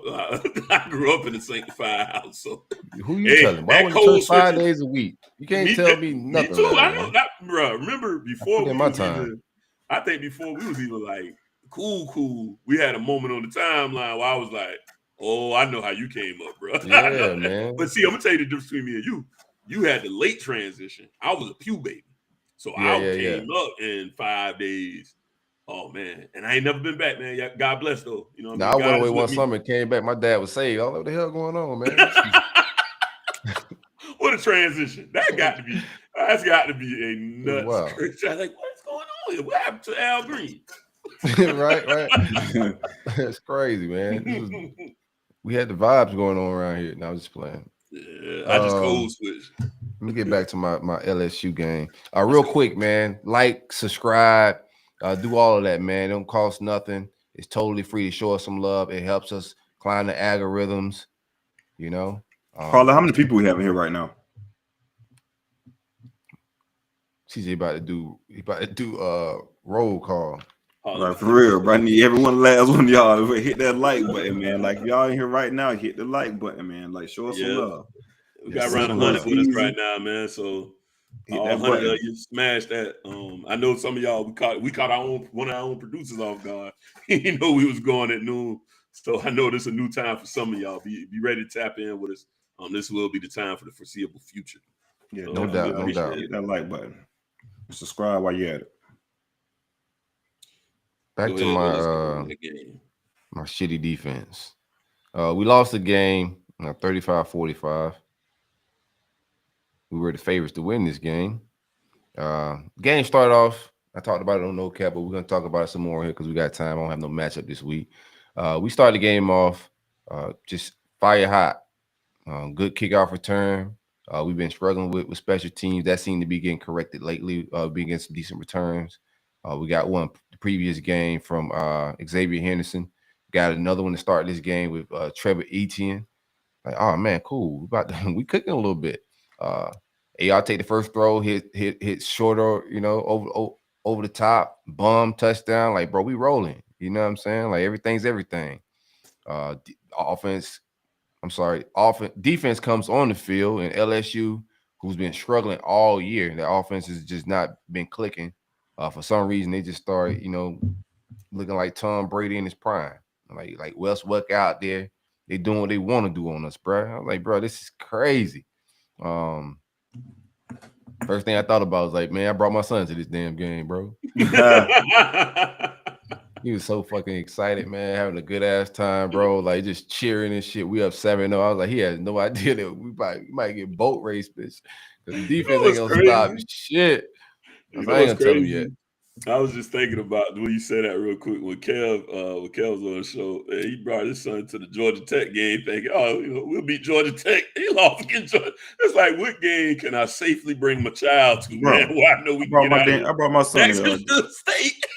Jacksonville fucking state. I brought my son to Jacksonville State. Like, that's the safest of the safest, right? The supposedly. Right. We'll have a great day, guys. I treat my son like a recruit, man. I just take him to the best experience. There you go. Because any of the business could be a loss. Yeah, you're right. Go ahead, though. I just thought I'm taking him to a fucking shitty game, looking for a for sure win, and still get your ass beat. You got to settle in the atmosphere, like you said, game. Yeah. He forgot we lost, man. But anywho, my defense is abysmal, man. Back to it, but like I said, we started the game straight. Defense gets on the field, get just straight down the field, 7 points, and we started exchanging. From that moment, I just knew it felt like whoever had the ball last was gonna win that game. A couple pivotal moments. We got a turnover on a punt, which put us in a good field position. Got 7 points out of that, so that was good to get a turnover, get points off the turnover. We were keeping pace in the game. They got to the point where we had to punt the ball, and I was just like, all right, here we go, because it was a boat race, and somebody was gonna get stopped. We got stopped first. And the score was tied, so it was just like, okay, let's see if we can get a stop, and we couldn't. So they went up 7. We get the ball with 2 minutes, 31 seconds on the clock. We're down 7, 3 timeouts, and I thought this was another a pivotal point in the game. First play, we hit. I'm trying to remember. I think it's Montreal Johnson. I can't remember. Somebody broke a big run. I'm forgetting who it was. We had a big play. We get to the 50-yard line. Regardless of who made the play, we get to the 50-yard line, and there's about 2 minutes on the clock. We didn't spend a timeout. You know, you get your first down, they reset it. We run a play, we get 2 yards. I think it was like 1:40 on the clock after that play. You got 3 timeouts, so it's 2nd and 8. at like the 50-yard line, 48-yard line, something like that. So I'm just like, hey man, where's the urgency? There's no tempo. We use the entire play clock, come out with another short pass, and that gets us the third down. No timeout. We're just letting it tick. Now, like, I don't understand. Like, I understand your defense can't stop anybody. But when you're in an official boat race, it's just a race for points. You can't try to protect your defense when you're in an official boat race. You haven't stopped this team one time, and they get the ball at half. So in my mind, I already know if we don't go get 7 points here, we finna have a 14-point deficit, which it turned it out to be in the second half. But I thought that was a wasted opportunity. The clock management, I don't care what the analytics or what the nerds saying. Me watching that game, that devastated me, man. It's a lot to be desired on the in-game coaching, man. You gotta go get 7 points right there, bro.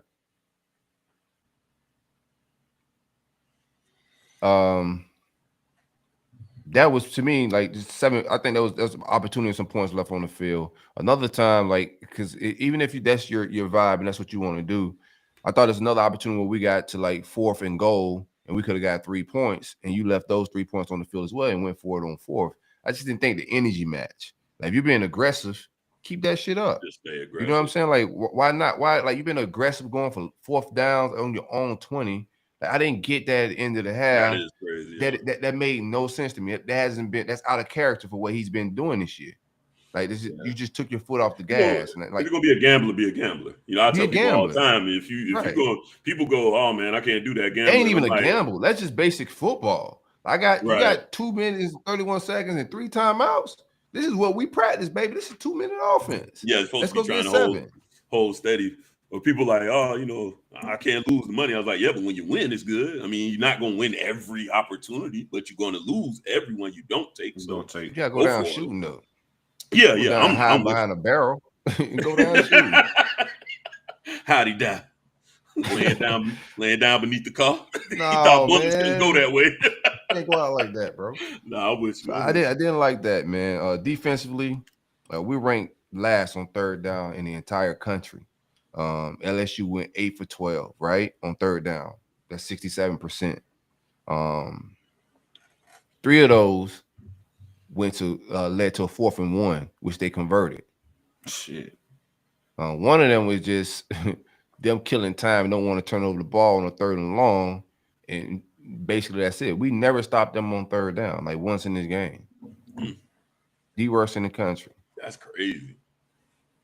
I don't foresee I wish there was a way for me to say we could fix this, but we're just too soft down the middle, bro. Like, and that's just real. I think a lot of teams know too. Like, if you watch LSU, they didn't attempt to run the ball because they kind of got us figured out. Like, if I'm an offensive guy, like, I'm not trying to run that fucking just like Watson. I don't think he's some phenomenal player or nothing, but I pick my bones. That kid can't pass rush. Like, you just taking, now you're playing 10 on 11 if I drop back and pass, because that kid can't pass rush.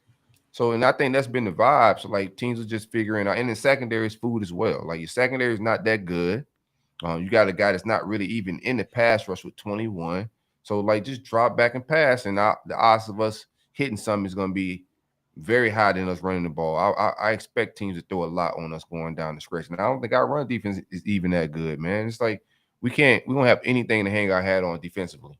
I see some bright spots and some players that flash here and there, but just not there. We gotta hit the portal hard, man. I know we lost Josh Braun in the portal today, but we're gonna have to. It's gonna have to be a roster flip. I just don't see the defensive tackle talent, the linebacker talent right now. We have some young spots with Shamar James. He looks the best in coverage, but he's still not your traditional run stopping linebacker. So we still got some like bodies we got to get in the portal for us to fix some shit like immediately next year for us to fix this defense. Some gaping holes, man. My safety play is still atrocious, dog. Ain't nothing changed. I'm glad they got all these Twitter film guys that break shit down and put it on the timeline now, bro. It saves like people have all these great takes on Saturday during the game. Then these film guys just come tell them how crazy they look and sound by just breaking down the film. And bro, it's crazy, like basic football stuff you learned since you was like 12, 13, how to flip your hips, Like we was talking earlier about James Williams and your safeties. My safeties got the same damn problem, bro. Like all the talent, I don't care how fast you can run 40. I don't care if you look like Tarzan with your shirt off. None of that shit matters if you don't know what the fuck you're doing.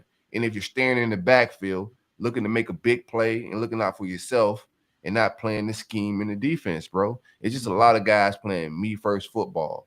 And just like y'all with us, it's gonna take some time of implementing new culture, you know. And that's not gonna come in quick. That takes years of weeding out the old shit, right. You know. Every time you cut, every Saturday, I just see more old Grantham football. You know, like Brent Cox still don't care about setting the edge. I just gotta get these sacks, baby. You know, like get these. Even if I don't get a sack, I'm gonna still get a stat because it's a hurry. It's a hurry or something like that. Everything's a stat these days, bro. So it all adds up, man. I see him on some mid-season All-American. No slight to him, but I was just like, how is he on a mid-season All-American? That's no way. Anyway, how many sacks does he have? Like 1 or 2 or something, man. Now that's crazy. I was gonna say, you know, these reporters look at maybe he got 6 sacks. Oh, he mid-season, but you know, watch he's okay with tackle for losses and stuff like that. I think he's okay, but I just added with a few stats. But yeah, when you're watching, like say the intricacies of the actual game, did you do your job? It ain't all about some of the stats you can pass. Right. Yeah, sure, but did you do? Because if you supposed to set the edge here, and then the next thing you know, running back, he got tackles for losses. Yeah. He also gave up a 42-yard run. We in there vibing watching the game. My man Dan texted me. Brent Cox lead the NCAA in almost sacks. Bro, like every game, he's just like this close to getting a sack. I think he got one this game, but nonetheless, man, back to my defense. I just think we just gotta like just flip everything, man. Like the whole roster gotta be flipped. Youth movement. Shout out to Ventrell Miller. He was on the sidelines, and you can see even from that, like it's the small things you watch, right? He was trying to rile them boys up on the sideline, and you can see the same dudes that are making the mistakes on the field, you know, making the me first plays. When Ventrell Miller's riling those guys up, they're walking away from that conversation. Like all of it, just everything you see on the field reflects right on the sidelines as well, man. Just like I did my job. But you didn't though. Remember that old Bud Light commercial where man was talking about himself in the third, and he was like all the stats, but he had like 3 fumbles. Right. Yeah. I gotta find that. That was a classic. Overall, I do want to go. We had our bye week, so O-line wise, I do want to say the O-line's playing pretty good. We had Torrance was out this week, the LSU game with an injury. Richie Leonard came in, replaced him. I thought he played very well. Billy talked about him in the presser post game and said that he played very well. Right now, the O-line's, and this is just O-line, right? Because there's some assignments where a receiver or a tight end may give up a sack or something like that. But O-line has given up 1 sack, 26 QB hurries, in total of 31 total pressures is where they're at, man. I think that's very good offensive line play. Protecting wise and run game wise, they're doing very well. Defense right now, 74 missed tackles on the season. Secondary has allowed 1,700 yards passing. 771 of those yards have been after the catch. We have a total of 9 pass breakups on the season. That's it. We average 1.3 a game. We barely touching that bitch, CJ. Yeah. Fuck a pick. Nation. I want to see how. Now I got to get in my PFF bag. PFF, I accidentally pass breakups, bro. If you had one, that means you broke a pass up one time a game. That's between 6-7 guys. That's a rotation. I think Mesidor get about 1 a game from the D line. Come on, man. He's good at that. It's insane. We have 5 interceptions on the season, man, but just not playing good defense, man. You know, like those numbers are abysmal. Gotta get guys like what? How you blaming a scheme on a guy that can't even touch the ball? You ain't getting breakups. That's crazy. It's always a scheme, man. That guy's a 4-star. Now sometimes scheme look crazy though. Like when they, I'm gonna be real with you. Like so when they screenshot some of these shit to put on the timeline, I be like, yo, that looks nuts. Why are they that deep? That's so far back. Yeah, But me as a defensive back, I'm just like, bro, I'm gonna give me at least one of these things a game. Me personally, I gotta break up a pass, dog. Like, what am I out here doing? Running around, playing chase. That's what you end up doing otherwise. You're playing chase. I mean, clearly, and then you got to run behind. Clearly, look, it says 771 yards after the catch. They ain't even positioned to even tackle these guys after they catch the ball, let alone a pass breakup. Played a little circus music. Everybody just running around. We about to fix all that shit, though. Don't worry about it. Yeah, the GOAT Corey Raymond got shit popping, man. We're gonna talk a little recruiting later. Man, damn, Corey. We got shit cooking, man. Definitely do. We're gonna fix all that shit. Other people need to eat too, Corey. No, you got Corey Raymond. I told y'all, man. Like it was too many things in our favor. But I don't want to blow anything. Pause. Woo. I don't want to. We got some decisions on the way. Kermoney McClain is deciding next Thursday. 5-star cornerback out of Lakeland, Florida. #1 cornerback. I think #1 player overall. Some people got Archie, man. They still lying about Archie them people, by many. But he decides next Thursday in Lakeland. 6 to 8 p.m. is the ceremony. I think you can go on Eventbrite and RSVP. 6 to 8. Yeah, man, you know what time. Man, shit about to come through with big jury, all type of shit. Man, the pastor coming to pray for 20 minutes. Oh my God, 6 to 8. Pastor, man, you might see some rappers out there. You talking about pastor, boy? That shit about to be a movie. He about to get a sniper gang chain. That shit about to be a movie. Hey, I'm pulling up, man. I'm taking me and Junior going out there. I'm taking my son out there. We're gonna pull up, man. You sure? Yeah, for sure. I go out there. I told him I'm gonna pull up. Okay, all right. I just don't want him to pull that, Dr. Pepper color hat out on y'all, man. Well, that'd be crazy, right? He'd be like, man, I ain't taking you nowhere, son. Bad luck, bro. Just go on your own, man. Nah, we'll see what's up. We'll talk some recruiting in a little bit. I gotta gather my notes on that. CJ. Well, y'all got any questions for me about me and my shitty defense? Offense. I think. Let me talk a little AR. I didn't talk any AR. AR star. He played. You look at the stat sheet. It looks like he played an okay game. We didn't throw the ball a ton. I did like the way Billy's game plan was run heavy. I just wish we had more attempts and more offensive snaps. But our defense gonna get nobody off the fucking field. AR needs to run the ball more. He was struggling with the easy throws again. There's an opportunity for him, I think, when shit breaks down. He's trying to go through all reads, bro. Stop trying to be Aaron Rodgers. I'm going to keep saying that. You're not Aaron Rodgers, and that's fine. Everybody, only Aaron Rodgers is Aaron Rodgers. It's hard to be able to you got to just – and Aaron Rodgers uses what his best tools. He uses his tools what best suits Aaron Rodgers. I think AR needs to go 1-2 reads and then hit the gas, man. I think that's what he did on that 81-yard run. And when he gets in open field, there's very few players in this country that can go north to south as fast as he can, as big as he can, because people's bouncing off of him too. He's moving fast. He's big. It ain't some shit you want to tackle in the open field.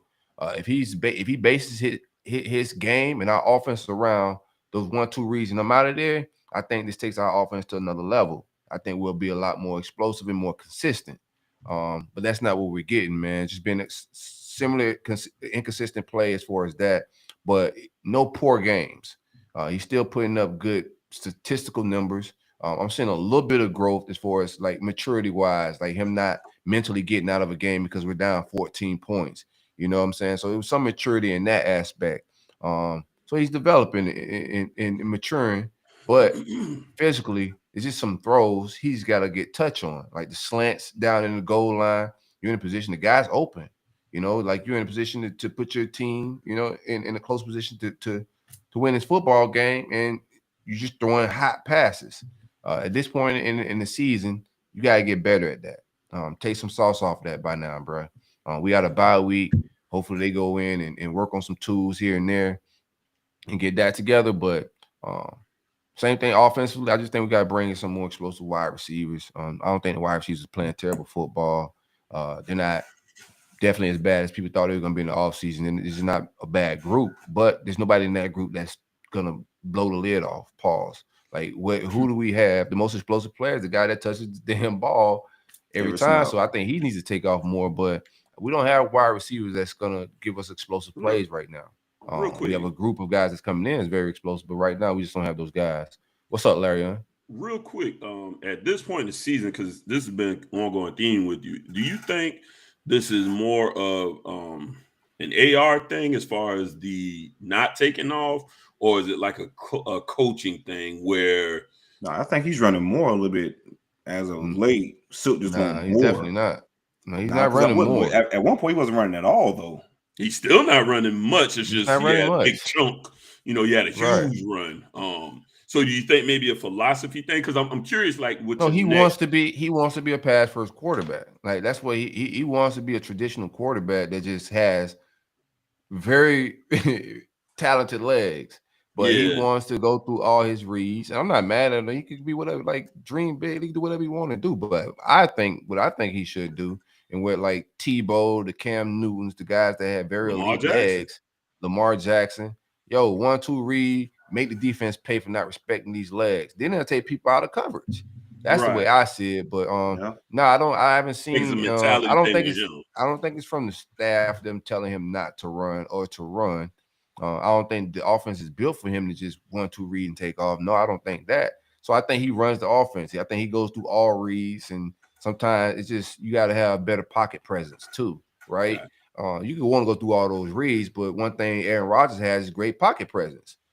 Like, I want to go through all these reads, but shit, this shit ain't working out. Let me escape here. He escapes with the best of them. He ain't Michael Vick, but the way Aaron Rodgers escapes the pocket is uncanny shit. And I don't think like the escaping the pocket presence from AR just isn't there right now. And that comes with playing the game and experience, and hopefully that'll improve. But right now he's in a good space. I don't think he's playing terrible football. There's some crazy people out there still got him high on draft boards. And I think that's nonsense right now. I think he needs to come back, develop a little bit more, and then jump to the league. But the way he's processing it now, and these are just SEC defenses, bro, there is no way I think he's ready to go jump to the NFL. I think he suited himself better to come back another year. I agree. I think, I ain't even too much concerned about the offense. I mean, AR, like you say, probably needs to come back. He is what he is in regards to what he is right now. But the defense, that's the concerning part for me. Jaden Daniels, 6 touchdowns, like that's crazy. You said on no cap too. You score how many points y'all score? 35, or you score 35? 35 at home. Yeah, you scored 35 points in the SEC game. You expect to win that game. I don't know these days, but it was running it up. Auburn and Ole Miss was a bunch of damn points. Tennessee, Alabama was a gang of points. I don't know. I guess the percentages say if you score 35. Well, they scored 45. That means we gotta get 50 to win. Yeah. You feel me? Like, I mean, you gotta get 46 points to win a football. You just can't, and then you just gotta be able to even just the history of our damn teams, right? It ain't about the points. It's about SEC itself. Just the history of teams. Just the history of teams. Like if a Florida Gators offense scored 35 points, you expect to win that damn game. If FSU offense scored 35, I expect us to win that game just based off of what we've been defensively over the years. It ain't just about the points. It's the fact that we got no stops. They went like they punted the ball like one time. That's ridiculous. Like you can't win a football game and your offense has to play perfect. Like there's no way we're gonna score on every possession, bro. You got to be able to get us stops, and that's the problem with the defense. It ain't just about the points. Sometimes you go get 40, 50 points, but you got some stops. You know what I'm saying? And get your offense back the ball and some more possessions and whatnot. But on the defense fool right now, and we gotta like gut some shit down the middle. He's got to improve down the middle. Portal help is gonna be needed. I think like secondary, those guys talented enough to come in and play early. It's different playing that far outside from the ball, but for us to, and I think with these guys possibly coming back from against the next year talk, but it's setting up for if you want to make a run next year and have a really good season of trying to win the SEC, beat Georgia, stop that little streak, you might want to get some portal help at defensive tackle and linebacker for sure. What you got, Larry? I just looked at the SEC scoreboard, and the only person who couldn't come up with a damn point was Vanderbilt. Everybody else was getting off. Arkansas got 52, Bama at 49, Tennessee 52. Mississippi State and Kentucky was a tight one. That was 27-17. But yeah, I was just looking at the scoreboard real quick. Mississippi State won, right? No, Kentucky 27-17. Yeah. That was just funny to see. Damn, Vanderbilt, did you at least pinch the bench? 0 points. They probably pinch, man. Just depending on the bitch you pinching, right? Right? You knock your ass out. Right. They pinching a big motherfucker, right? Yeah, right. A pinch versus a punch, right? Yeah. No doubt. You're right, though. Yeah, you can't expect. At some point, somebody got to stop the damn ball, man. Throw the towel. Somebody, at some point, no punts. We're doing something terribly wrong here. Got to get a stop here and there. Because even in that, in other high scoring games, I mean, there were factors that made those games go that damn high. But yeah, like you say, man, roster flip, culture change. It's gonna be a little minute. Not that you're gonna have to play terrible ball in the interim, but it's gonna be progressions, not instant. No, I can feel the culture shift. Like in every game we're losing, I'm not getting blown out. You know what I'm saying? We're losing games, one possession football games. Of course, teams scored field goal, whatever, but you're losing close football games. And I can see like us down 14 points in the fourth quarter. Those guys rally back.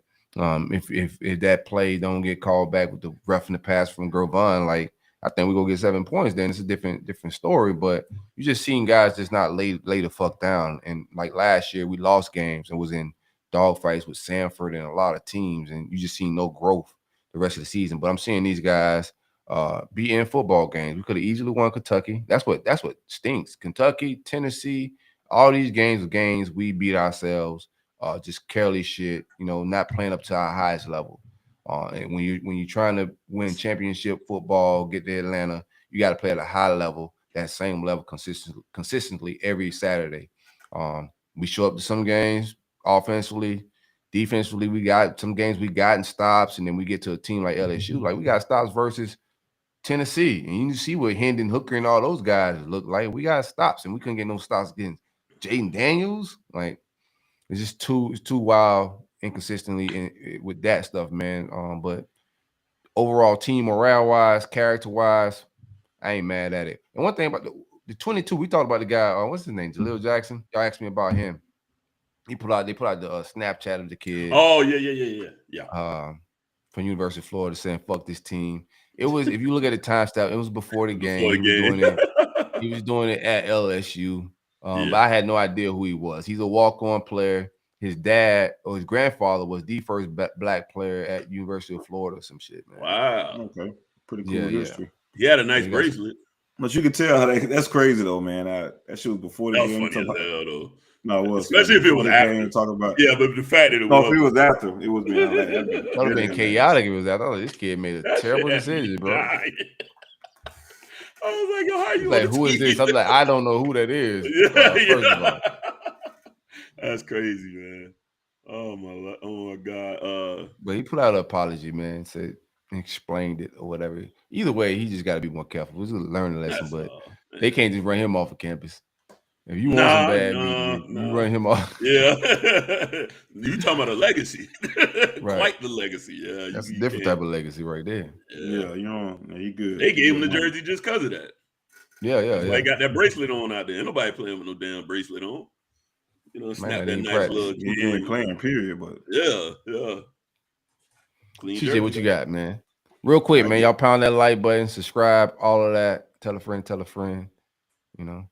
What you got? Yeah, definitely, man. And whoever's in here, man, hit that like button.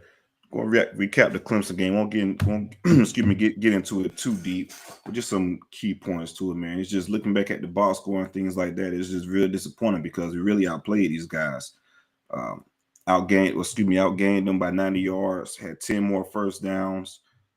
Of course, we had the key turnover. But what really cost us, man, is just the middle 8. The last 4 minutes of the second quarter. Yeah, that'd be fucking me too. Pause. That middle eight kicking my ass as well. It's crazy. Yeah, that's the day too, boy. You got some phrases today, man. I had a guy yesterday. Man. Hold on, real quick. See, I'm sorry, I gotta be immature for 2 seconds and interrupt you. So I'm at my new gig. My man came out there and said, "I don't think anybody comes to their job and say I want to suck." I was like, "Hey man, don't do that. Man. Don't do that. It's easy work. I'm new." Yeah, I'm like, man, why you put that by the rim, man? I was like, oh my god, y'all dunk it. Yeah. Oh, I got my joke off around the. I said maybe if they on OnlyFans, and everybody boys around me start. Y'all want to get it out loud, but anyways, go ahead, man. My bad. We gonna keep going. Yeah, let's get better every day, right? But no, that middle it killed us. So again, it was 14-14. Clemson drove down the field. We ended up stopping them with that drive. So kick the field goal, 17-14. We're driving before the like 2 minutes left in the game. Not the game, excuse me, the half. We're driving to try to get some points before halftime because, mind you, Clemson elected to defer to the second half. So we're driving trying to get some points, and then Jordan Travis would get a sack. Robert Scott, he just completely whiffed on the left tackle, completely whiffed on the defensive end. Jordan didn't see him, ended up fumbling the football on the sack. Now, granted, you can't turn the ball over in that situation, and it was on our excuse me, it was in our territory. So Clemson gets a short field, score a touchdown really quick, end up going 17-10. I'm sorry, excuse me, going up 10 into halftime, and going, what was that, 24-14 at that point in time. We get past halftime, opening kickoff, they take it back 70 yards. We missed like 3 tackles prior to that. Could have had them at like the 15 or 20. We missed like 3 tackles within that phase. And once we miss those tackles, pretty much shit. After you miss those 3, the kick return is breaking if he do so happen to miss those 3. So he broke for about 70 yards. Literally the next play after that, they do a little play for a touchdown. So shit, now we're down 17, just like that. 17 points within that short time frame, man. So that's how the game got away. And then we're pretty much playing catch-up ball the remaining portion of the game. Just something we got to get better at, man. So situational football has been kicking our ass, man. The middle 8 in situational football, and I feel like we have to be better individually as players. We got to be better as coaches also. I think we're close in certain situations as far as like playing against a team like Clemson. We just need a couple more guys, just a couple better players in certain situations. And we got to have better coaching in certain situations too. Go ahead, Bree. You got something? Yeah, after playing Clemson, I mean, I know that's a rivalry for you guys. You did have some success on the ground, which nobody else has had. Bro, we ran for 206 yards against Clemson. That's the most they gave up since the 2016 national championship game against Alabama. What's your assessment of them? Like, you know, like just you played them, you watched them this season. I watched them a couple of games this season as well. I'll be honest with you, in general, I haven't really been super impressed with many football teams out there at all this year. As far as Clemson's being pretty dominant this year, bro. Aside from this game that we played in Wake Forest, they've been. And those are the two I got to see. Those are the two games I got to see. So I'm like, and that's not to discredit you all at all. I'm wondering, are they contenders? Put it that way. Do you feel like they're contenders this season? They're contenders, yeah. Because I can combat you with this. Who really are the contenders this year, right? Georgia, they kind of. Georgia, right? Ohio State, and then Michigan. Michigan's up there. They probably. I think they beat Ohio State again this year. Actually, Michigan and possibly it's a toss-up. Possibly Tennessee, maybe Alabama. Yeah. So that's what I'm saying. So and then Georgia and Tennessee have to play each other. So I say that to say this: like Georgia struggled with Missouri at a certain point. We've seen even before losing to Tennessee, Bama had they lost by 1 against Texas. So I think Clemson will be fine. And then, granted, those 2 games that they played that they struggled against, they were 2 road games on the road against Wake Forest, on the road against FSU. That's so fair. I think that's what I'm saying. I haven't been super impressed by many teams anyway. So yeah, I think that's still fair. That right, yeah. So I think by the season's end, I think they'll be contenders with what we've seen so far. Yeah, Mike. I was gonna get to that, bro. Appreciate you for stealing my thunder. Man, don't bring up Levy, y'all. Every time y'all bring up Levy, man, Love it. Gonna get hot. Love it. Yeah, Levy, I'll be tripping. Yeah, shout out to Mike that said think we have a Love It back this week. Hey, all I said was, brother, he did shit. He did that. That's all. But yeah, Love It is pressing this week. I was going to get to that a little bit later, but just kind of get back to the Clemson game. But yeah, that middle 8, it really killed us in situational football. I think Mike has to be better in a lot of situations. Yeah, we got down to their 2-yard line, first and goal at the 2, and left with 0 points. Explain middle 8 to the average fan that may not know what middle 8 is. So the middle 8. So you got the last 4 minutes of the first half, in the beginning 4 minutes of the second half. That's probably the most important window of football because you're just, especially if you got the return. Correct. If you have the return, you try to score points prior to the half. It's just a lot of shit that goes on, a lot of coaching, really key coaching, and the games can get away from you as it has, as it did within the FSU game, within that middle eight. That's why it's so important because games get away. Because if you score before half, get the ball back and score within that half, that's a 14-point swing just like that. On the flip end, if you don't get the ball at halftime, you want to score and get your 7 points on your end before the half is over, so you don't get behind within that 14-point window. So that's why that middle eight is so important for both teams in regards to what they want to do within the game. Yeah, I just get mad that I supposed to have the analytical coaches, right? And I keep losing the middle eight. I'm just like, well, what the hell are these nerds doing? Exactly. That should. You got the analytical guy. You got your book as well. So it's like, bro, what the hell y'all doing? Y'all supposed to have the advantage with this type of shit. Pay for the book for if you ain't gonna use the damn book. Exactly. You pay $19.99 plus the shipping.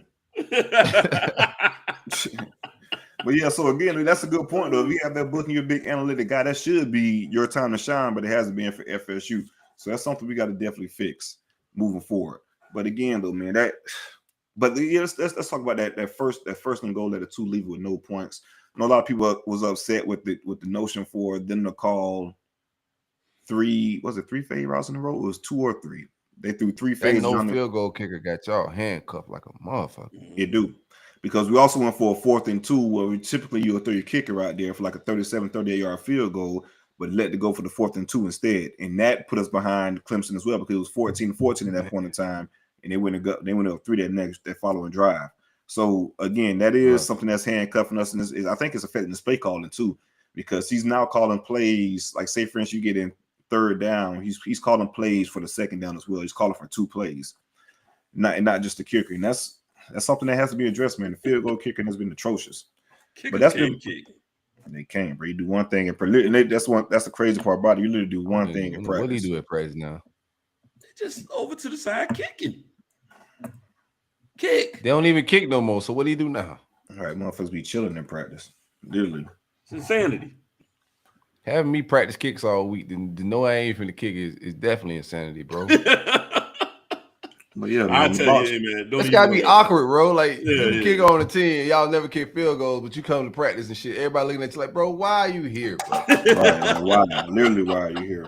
Taking up space. Hey man, get off the field. We could be using that for kids, man. You ain't gonna do nothing but miss.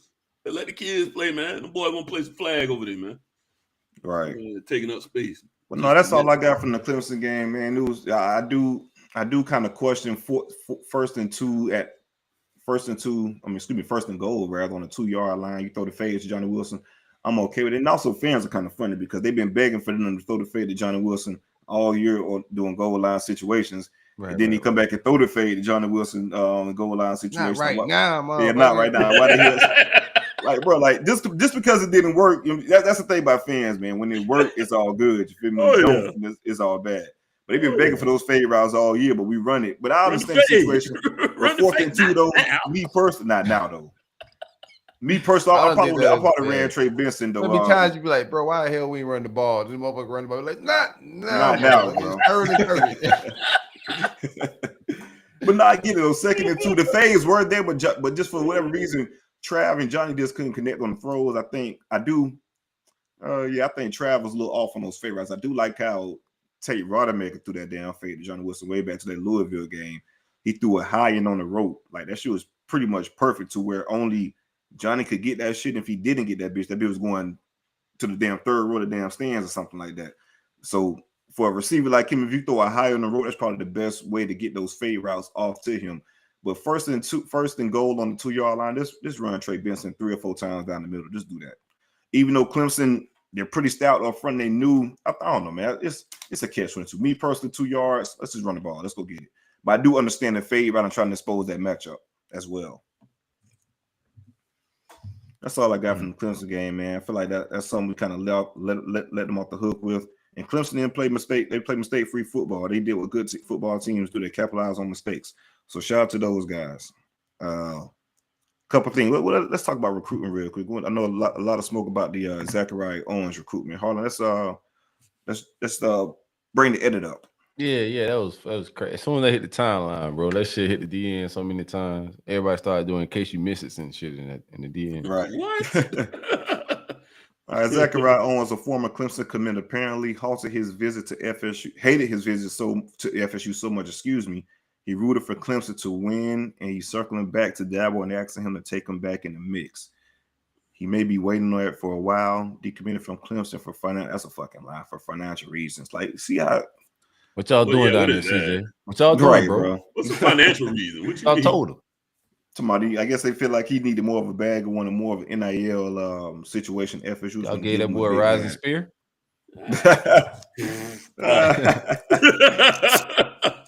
Yeah, we gave that boy some of the rising spear, man. Oh man, that's crazy. Don't give me no rising spear, bro. But some of the tidbits within this article, he said it was a financial decision for him and his family, which that's not true at all. While on the visit, he realized he made a terrible mistake. He started reaching back out to Clemson and asked the program to get back in the mix. Bro. And said he was basically cheering for the Tigers at the game. Well, first off, that's a lie. We had a recruit staffer that was with him the entire time. The kid, I would say the same shit though. I say, but what you gonna make me not recruit? I always say the same thing. Go ahead. What you saying? No, what you say? You gonna make me not what now? Cheer, like just because you with me, so what? I'm cheering for that team. No, the person that was there was like, no, he wasn't cheering for the damn Tigers. Well, like he wasn't rah, let's go damn Tigers, go Dabo, or no shit like that. But it was people within the Clemson commits. They were reaching out to the kid, asking him what was going on and saying, trying to get him back into the class during the game.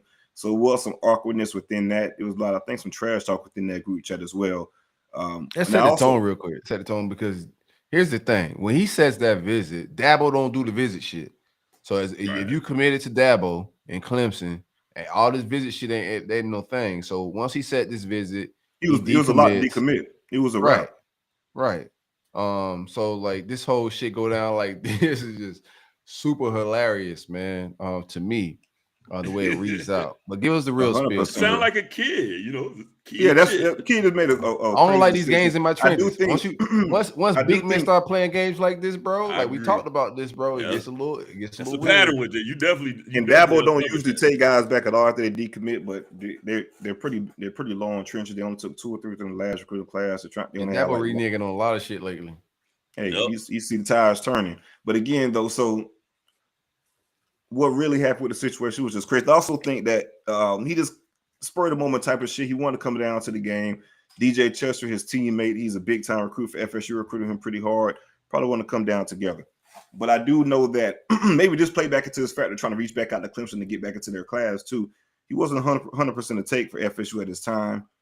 We took 6 high school offensive linemen within the last recruiting cycle. We have 2 currently committed, and we want to take 1 more. And the main you focus tell for me that this one kid more, wasn't a take, and he risked it all. Yeah, seriously. Was this some Guthries? Yeah, for some honey fried chicken. Maybe the honey fried chicken for some honey fried chicken and a good time. But yeah, so and it's been kind of up in the air with Roger Kearney and his recruitment. He's been kind of wavering and speaking with Florida. So if Roger Kearney was to flip to Florida or decommit for FSU and flip to Florida, that would open up another spot. I think Atkins would push harder for other offensive linemen. But at this time, I think Kearney, they feel comfortable with Kearney, so they only want 1 more. And DJ Chester is the main guy that they're recruiting for that position. So I guess once he realized that it may not be, we need that. Yeah, definitely, we need him too. That's why I hope Atkins hold on to him. But once I guess he realized, okay, it's not 100%. It was made clear. Hey, we're gonna feel through this. We're not ready for your commitment right now. This, that, another. Oh shit! I kind of make a mistake and reach back out to Clemson, and rekindle the marriage. I know him and Dabo had a conversation, but yeah, it was a real very weird situation. First of all, the weird situation in the visit in the first place because you were committed to Clemson, and once that happened, that pretty much was the writing on the wall, and then it comes out the visit was terrible and all that type of deal. But I will say the visit was awkward, but it wasn't terrible. He also did do recruiting activities after the game. So after the game was over, he went back within the facility and participated within all the recruiting activities after the game. So if it was that crazy, I'm pretty sure he would have just left, right after the game. But it was a weird situation, especially with the commits reaching back out to him, say, "Hey, what's going on? We want you back in the class and this, that, and other," and probably just let them know, hey, we at this point in time, I'm not exactly sure if we have a spot available for you. So reach back out to Clemson. Long story short, man, he flirted a little bit, but rekindled his marriage with Dabo and the Tigers. But it does look crazy though. And then a lot of that shit was some salty damn Clemson writers too. Because soon as the kid, it was written that he was going to visit. There was a couple Clemson 247 reporters basically just talking shit about the kid. Oh, he's only leaving for the bag and he's doing this, that, and another. Like, come on now, be professionals, man. So it was a lot of, and that report came from a Clemson reporter. So I can see there's a lot of fluff being added to that stuff as well. You know, pretty much they set the vibes from the beginning with when it was announced that the kid was visiting. Man, we talked about this. We talked about this, you know, early. I know Silk kind of spearheaded a lot of that talk of these bags, these bags will be getting scooped up a little bit more here and there lately. So all this bag talk to me is blown out of proportion to an extent because I think a lot of people are going to be like, and then especially from a reporter, show me a little like, come on now, man. From a fan, I can understand that. From like a credentialed reporter, But I think that, you know, because everybody thought, okay, and it did start out that way. The new bag game, everybody's going to pay everybody. Nah, these people, ROI, man, return on investment. So you ain't going to see a whole bunch of kids just, oh, he's such and such 5-star. Well, let me see what he do. Right. I be done give him, you know, $600,000 of my money and he don't play. Now, I do know for a fact certain kids that they do have profile high enough. Correct, and they spend time on them. But everything is still it's for this kid that was just committed to a school. Go ahead, bro. As far as like bags being dropped, people being taken care of, everything is still everything. College football is still college football. They putting new names on shit. It's less handlers and less like it's more organized. You know what I'm saying? Safer. But everything's to everything. Like if you could play ball, and even back then, a lot of people, everybody wasn't getting the bag technically. Right, exactly. Right. If you're good enough, they're gonna take care of you. Right. Simple as that. Speaking more, to the like the new cleaner version of the legal side of that stuff. Those it's the same thought process too. You gonna, you know, people gonna be like, well, what am I gonna get for my money? So that's gonna be important. So you'll see some shifts in some of that stuff. You know, when you get a guy like Quinn Ewers, he got his money. Guess what? He got to keep it. He gone. Same thing with the quarterback at LSU. Take the money, I'm gone. What you gonna do? Now, some people just not gonna care. Investments are gonna be there, but some people, you know, are looking at it from a business standpoint too. So I just think when I hear that a lot of times, depending on the guy, I just like, man, quit with that excuse. Cut it out with the whole, the bag is bigger here, the bag is bigger. I just don't buy that all the time. I think that's just throwing shit. There's just a lot of factors. I mean, the biggest bag is still the NFL. So like kids, like everybody's not gonna choose immediate NIL money and that be their ultimate decision. So there are some cases that may be the case, but for the most part, you're looking for that bigger check of like, okay, if there's take care of me now, but also you're looking for you gonna be comfortable during the meantime. Right, yeah, make me comfortable, but like, are you gonna develop me to get me to the real payday, which is the NFL? That's the real gauge here. Now it's like, we talking recruiting though, so I got to get into my shit, bro. We number 8 recruiting class right now. We lost Creed Whitmore. I get that out of the way first. Decommitment, flipped over to Mississippi State. The legacy. Hey man, I'm just bro might be in the portal. Might want to add him to that portal list, man. Just haven't seen no burn whatsoever in this new offense, man. And we've seen the likes of everybody. I haven't seen a whole lot of Whittemore. But the wide receiver room is still solid without him. One of the best in the country, if not, definitely in the state, but one of the best in the country. We still have Andy Jean, Aiden Mazzell, Eugene Wilson, and also Tyree Patterson. Hopefully we can add to the floor of that and go after some other guys. But we had some commitments over the past week. Dijon Johnson, 4-star defensive back out of Wharton, Tampa, top 100 guy. Over the summer, he decommitted from Ohio State after a visit to Florida. Some people thought he would flip right away. I kind of thought he would flip right away, but that turned into him saying that he wanted to visit some campuses this fall and then make a decision during fall. Besides us, man, over Ohio State, Miami, LSU, and a few others. You can see what's going on, man. With the other guy, we got Bryce Thornton, 4-star defensive back out of Georgia, came down to us, LSU, Miami. Really, just in his mind, just us and Bama. But Bama has their safeties locked in this class. He moved on from Miami a little while ago, and also Auburn and LSU, other programs that were interested in him. But my man Corey Raymond is putting together one of the best defensive back classes that we've ever seen, and that's at University of Florida. We put together some epic classes, but on paper right now and what he's compiling with Kamani McLean, who's deciding next week, Desmond Ricks, who's in the 2024 class, another just killer. He may reclassify, some smoke about that, but not nothing solid on that. I think right now he's still a 2024 kid, but what Corey Raymond is putting together is special. I think right now, the number 8 class. I think we got a couple more decisions in October. I'm forgetting my defensive tackle guy right now because he's big and beating my ass. But I got defensive tackle as well, Cam McDonald.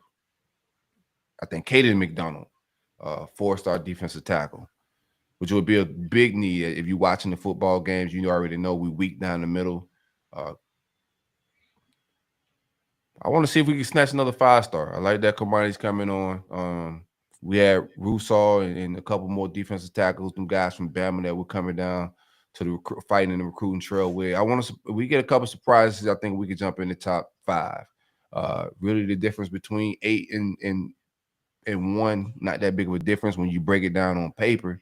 But to send some shockwaves, to beat Bama out for some more guys. I like who we beat Bama out. So if we beat Bama next week from Kamani McLean, that's a juggernaut. These are not small wins.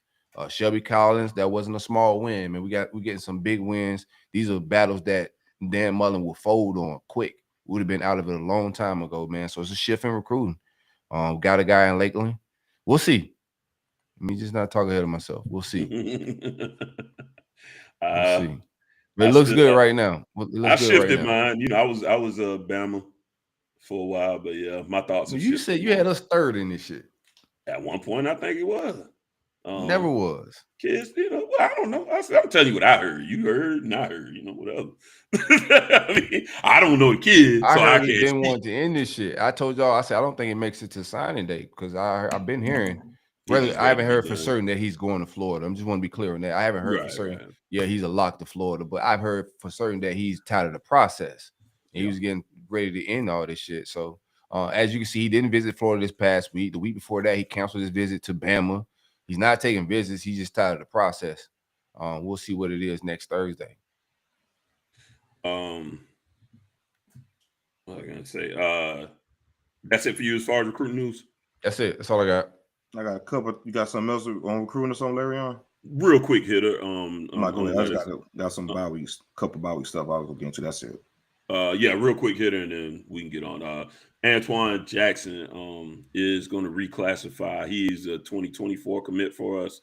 He is reclassifying to 2023. Is the latest news, so he'll count in this class. Good kid. Kind of listed as safety cornerback. Think he'll be playing corner for us. 6'1", about 170, 175 right now.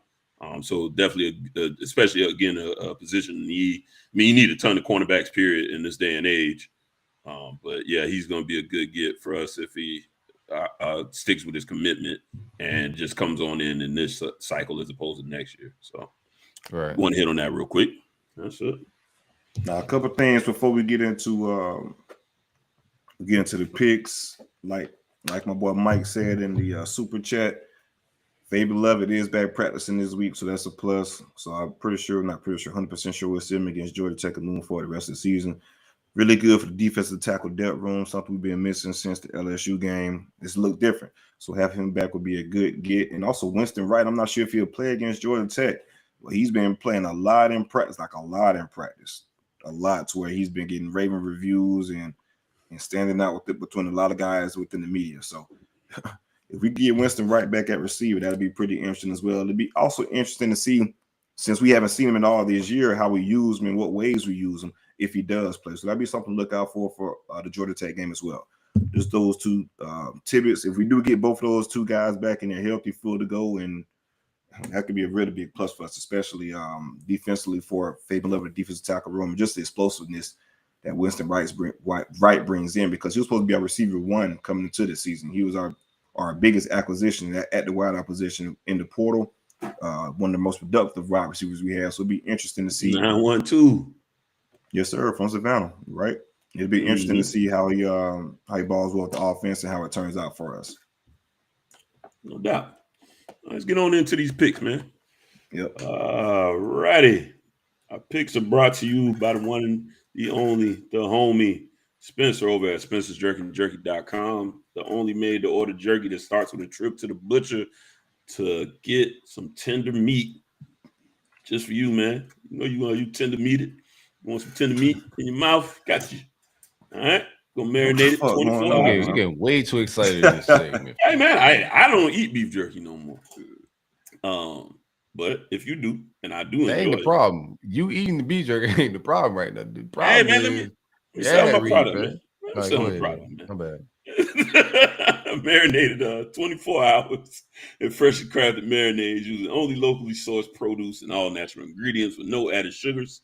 The 5 staple flavors include original Old Bay, habanero bourbon, mandarin jalapeno, and lemon pepper. Old Bay. Old Bay. Shout out to Old Bay. Sometimes you got to go back. All right. Never that. And one thing about it, bro, is year round, bro. Get your girl best. You don't double back. Get your girl best season year round, bro. Year round. Worldwide shipping. Yeah. Always recruiting, baby. Worldwide shipping available from Spencer'sJerkyJerky.com. We can get that over to you from Fort Walton Beach to Sendai, Japan. Use exclusive promo code Big Meat for 10% off that order, man. All right. Let's get into these picks, man. I ain't even look at the sheet this week, so let's get it going live. We need the leaders, man. Harlan out of here. We need the leaders. Harlan is still here. I don't know. Let us know the leaders if you can, real quick, Harlan. Yeah. People want to know. Yeah. There we go. There's the leaderboard. Oh man, look at CJ. CJ gonna fuck around and win all this shit, man. What? Oh, Larry, y'all boys up. Like, take me down to the project. Okay. Keep scrolling. Shout out to everybody that's on there, man. I did the best last week. Oh, we had a good bounce back week. He was first, I was second. Yeah. All right, let's see. This week. If you're not watching this, right, that's why you gotta get on YouTube. But I guess we should say some leaders. Still in the low more section. We'll do it later. Yeah, bro. I'm a second half player, bro. The adjustments gonna be made at halftime. We are halfway. I can start lying about my team and make correct picks now. Hey, I got Georgia mix. It's the spread, so it's the spread. That's so you right. You better get us then. All right, so let's go. Kick it off. We got LSU hosting Ole Miss. LSU is favored by 1.5. Give me the Tigers. They at home too. Give me the Tigers. Is it at night though? Let's look real quick. Hold on. LSU is not a good football. That's a fact, man. He all right. I ain't gonna say he's all right. He's playing good. He's playing pretty football. Good. Playing pretty good. He's playing okay football. Nope. It's the 3:30. It's the CBS. It's the SEC game in the week. So that makes sense. I like Lane, man. Give me Ole Miss. Cover that. I mean, you pretty much deciding the game here a little bit. Yeah, pretty much winner. Yeah. I'm gonna ride that Lane train. Pause. Let me get let me get Ole Miss. Lane in a train. Holy shit, UCLA number 9? Where the hell have I been? You did say about Chip being working, man. I told you, a motherfucker sometime. Hey, that's fine. Yeah, man. Chip out there working a little bit. And he going against his old, employer. He quit though. He didn't get fired. So number 10, Oregon is hosting UCLA number 9. Oregon is favored by 6.5. I want to check Oregon defense is just as bad as mine, man. Give me UCLA. My body shit. I can watch games. Who you got? Give me Oregon. I'm gonna roll Dan Lannon. I'm gonna run with my defense. Mike. I'm gonna run with Mike boys. Dan Lannon. What's some OC from last year? I don't remember that damn name. I know why. All right, whatever. Dilly, my dog Dilly. I say at least to make fun of him. I say Dilly, yeah. Yeah. I'm gonna take UCLA in this one. I think Oregon go ahead and get that second L. Yeah, still open your app on the phone and do all that. That's what I'm doing right Oh, now. I I'm couldn't doing log in. I was trying to log in. Wouldn't let me log in. I'm gonna try. So I'm gonna take UCLA to give them that second L, and I like what Chill's built for the fact that he number 9. I didn't even know it. I heard you telling us about it, but I didn't even pay no attention. I told y'all he been cooking, man. I mean, Good when work, we man. first got to UCLA, we was man, we dodged the bullet. And we done fired Dan Mullen. And this man over here 9 in the country, man. Damn, that's a great take too. You're right. That's crazy. That is an awesome take. All right, we got Miami at home, 8.5 point favorites versus Duke. We all picked Duke there to cover. So yeah, y'all got them winning. So. Outside of the troll, like I'm a troll doing the segment, but I think they covered for sure. 8.5. Yeah, 8.5 is a lot. Y'all 0-6 on the spread. Like y'all haven't beat the spread yet. So yeah, no need to get foolish there. Right. USC East is hosting Texas A&M. Texas A&M is favored by 4.5. Give me Jimbo. All right. Pushing that Beamer shit in. No, I like Beamer. Beamer them 4-2 though, man. Shout out to them boys. Yeah. Give me Beamer. Scheme Jimbo up at home, man. I only saw them play once against Georgia, and Georgia emptied the stands on them. That's Georgia, bro. Yeah, I'm about to say, but that's the only measuring stick I got. But yeah, Beamer's kind of my new favorite personality as a coach, so I'm gonna just vote on that. He's a fun press conference guy. I like that guy. Goofy as shit, man. No, he's not. He's just tell the truth, like another old South Carolina coach. All right, we got but old ball coach was smooth, man. Beamer goofy, man. It depends. I like both of them, so it don't bother me. Yeah. For sure. All right, number 5, Clemson at home are favored by 13.5 over number 14, Syracuse. Give me Clemson. That 13.5. I'm not a believer in just looking at who Cuse has played so far. I'm not a believer in Cuse. I know they beat NC State last year, but they got that backup quarterback for the full game.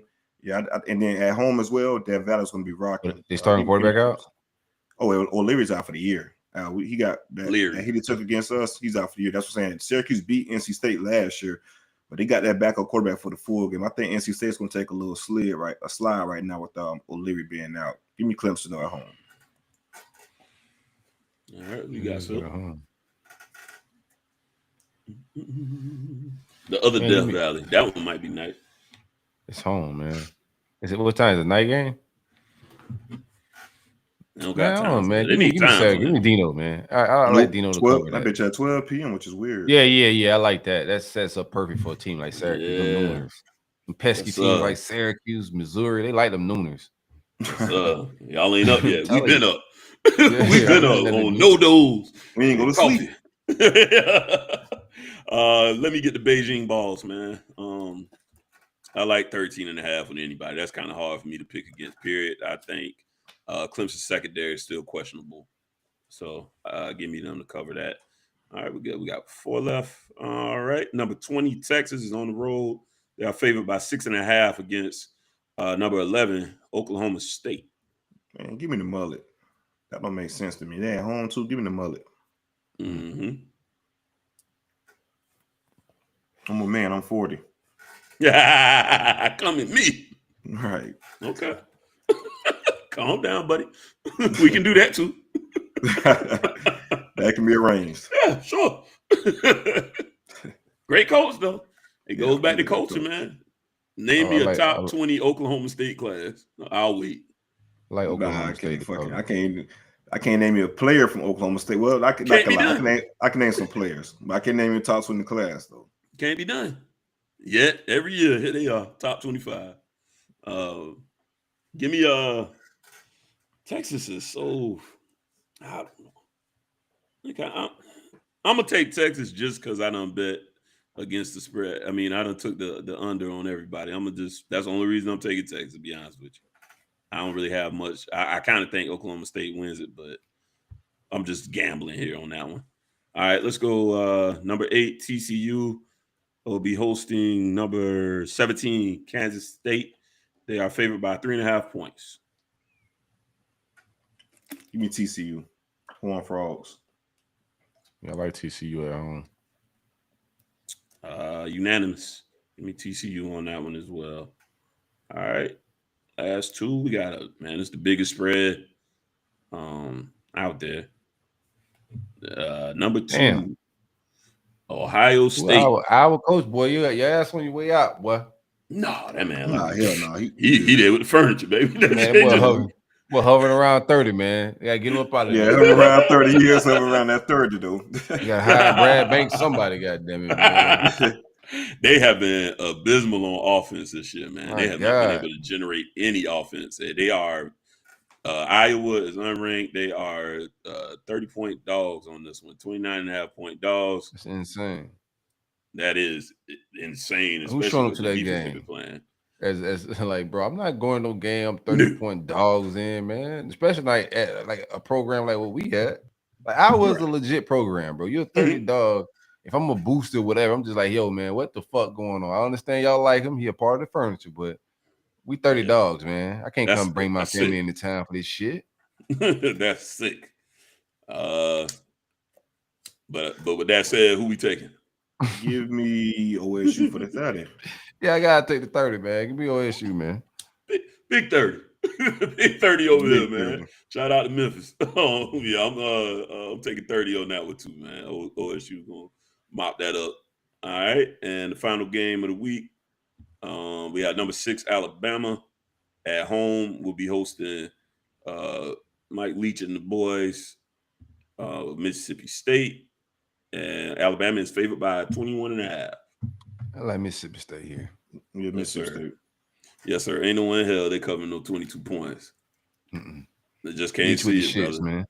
Yeah, I tell you, Leach gonna carve up some more points than that. I can't see it, man. I think it's gonna be a high scoring affair. Damn near 100 points, over 100 total. But give me Mississippi State to cover that. All righty. I think we done it, man. We at the end of the road. Yeah. What a show, man. Great show, man. fellas. Great bye week, bro. Big bye week. Game. Chilling. Double buys. No focus on this Miami. Miami, I'm on y'all ass. Pause. Saturday. What time is the game? 10 a.m.? What channel? Oh, ain't no channel for this shit. I can't even troll y'all. Double buys, no slot. Yeah, I can't even watch that shit my damn self. I think you can see it. I think you get it, Silk, in South Florida. I think it'll be on Valley. Yeah, it's Valley Sports. So I'm pretty sure you can watch it in South Florida. I might be able to get it here. I might be a little too north. Boy, I ain't got no regular local TV cable, boy. Oh, well then you got everything. I think D-Rod said shit. I gotta get these jokes on. You got Comcast and Xfinity. You can watch it. But I ain't paying for that shit though. Hell no, I ain't paying either. I'll watch that shit like I did last week in Savannah. No, you gotta pay for Valley, boy. It's becoming a thing. You shouldn't pay for shit. It's becoming a thing. Fuck them and Valley. You better come on TV like you're supposed to. Be an adult, man. Now, jokes are jokes until they ain't. Like I said, man, that ain't honestly ain't funny. Damn it, put us on TV. Hey, Gator fans, man, I know we look like some buns, but as you can see, we the big dogs in the state on the recruiting trail. We got some help on the way, so not like weary not. You know what I'm saying? This help on the way. Just stay faithful. We're not recruiting like these other two programs in the state. We're holding shit down a little bit, man. Shout out to the Gold Corey Raymond. We're about to make some fireworks happen. Very good. All right, man. Shout out to anything before we slide. No, one more shout out to my man Scott. Everybody I seen in Gainesville that showed love, man. Great shout out to Annie for the box seats per usual, man, and an awesome tailgate. That's it, man. Shout out to Annie, man. That's dope. Yeah, shout out, Annie. I like box seats. Right. Invite me. I'll go. I'll go. Our face clean in Gainesville. Ain't got no problem. It's vibes, man. Yeah. Mine might not be, but we'll make it. We'll clean it up. We'll clean it right on up a little bit. No, everything's Gucci, man. It's good vibes in the field, man. Hey, man, appreciate y'all for hanging out with us. Like I said, we're gonna keep the content rolling, dropping content from here and there throughout the week, covering recruiting, vibes around the campus, locker room, injury updates, etc. It's the roll up, is the vibes. Peace. It's Harlan taking us out. Or did he leave?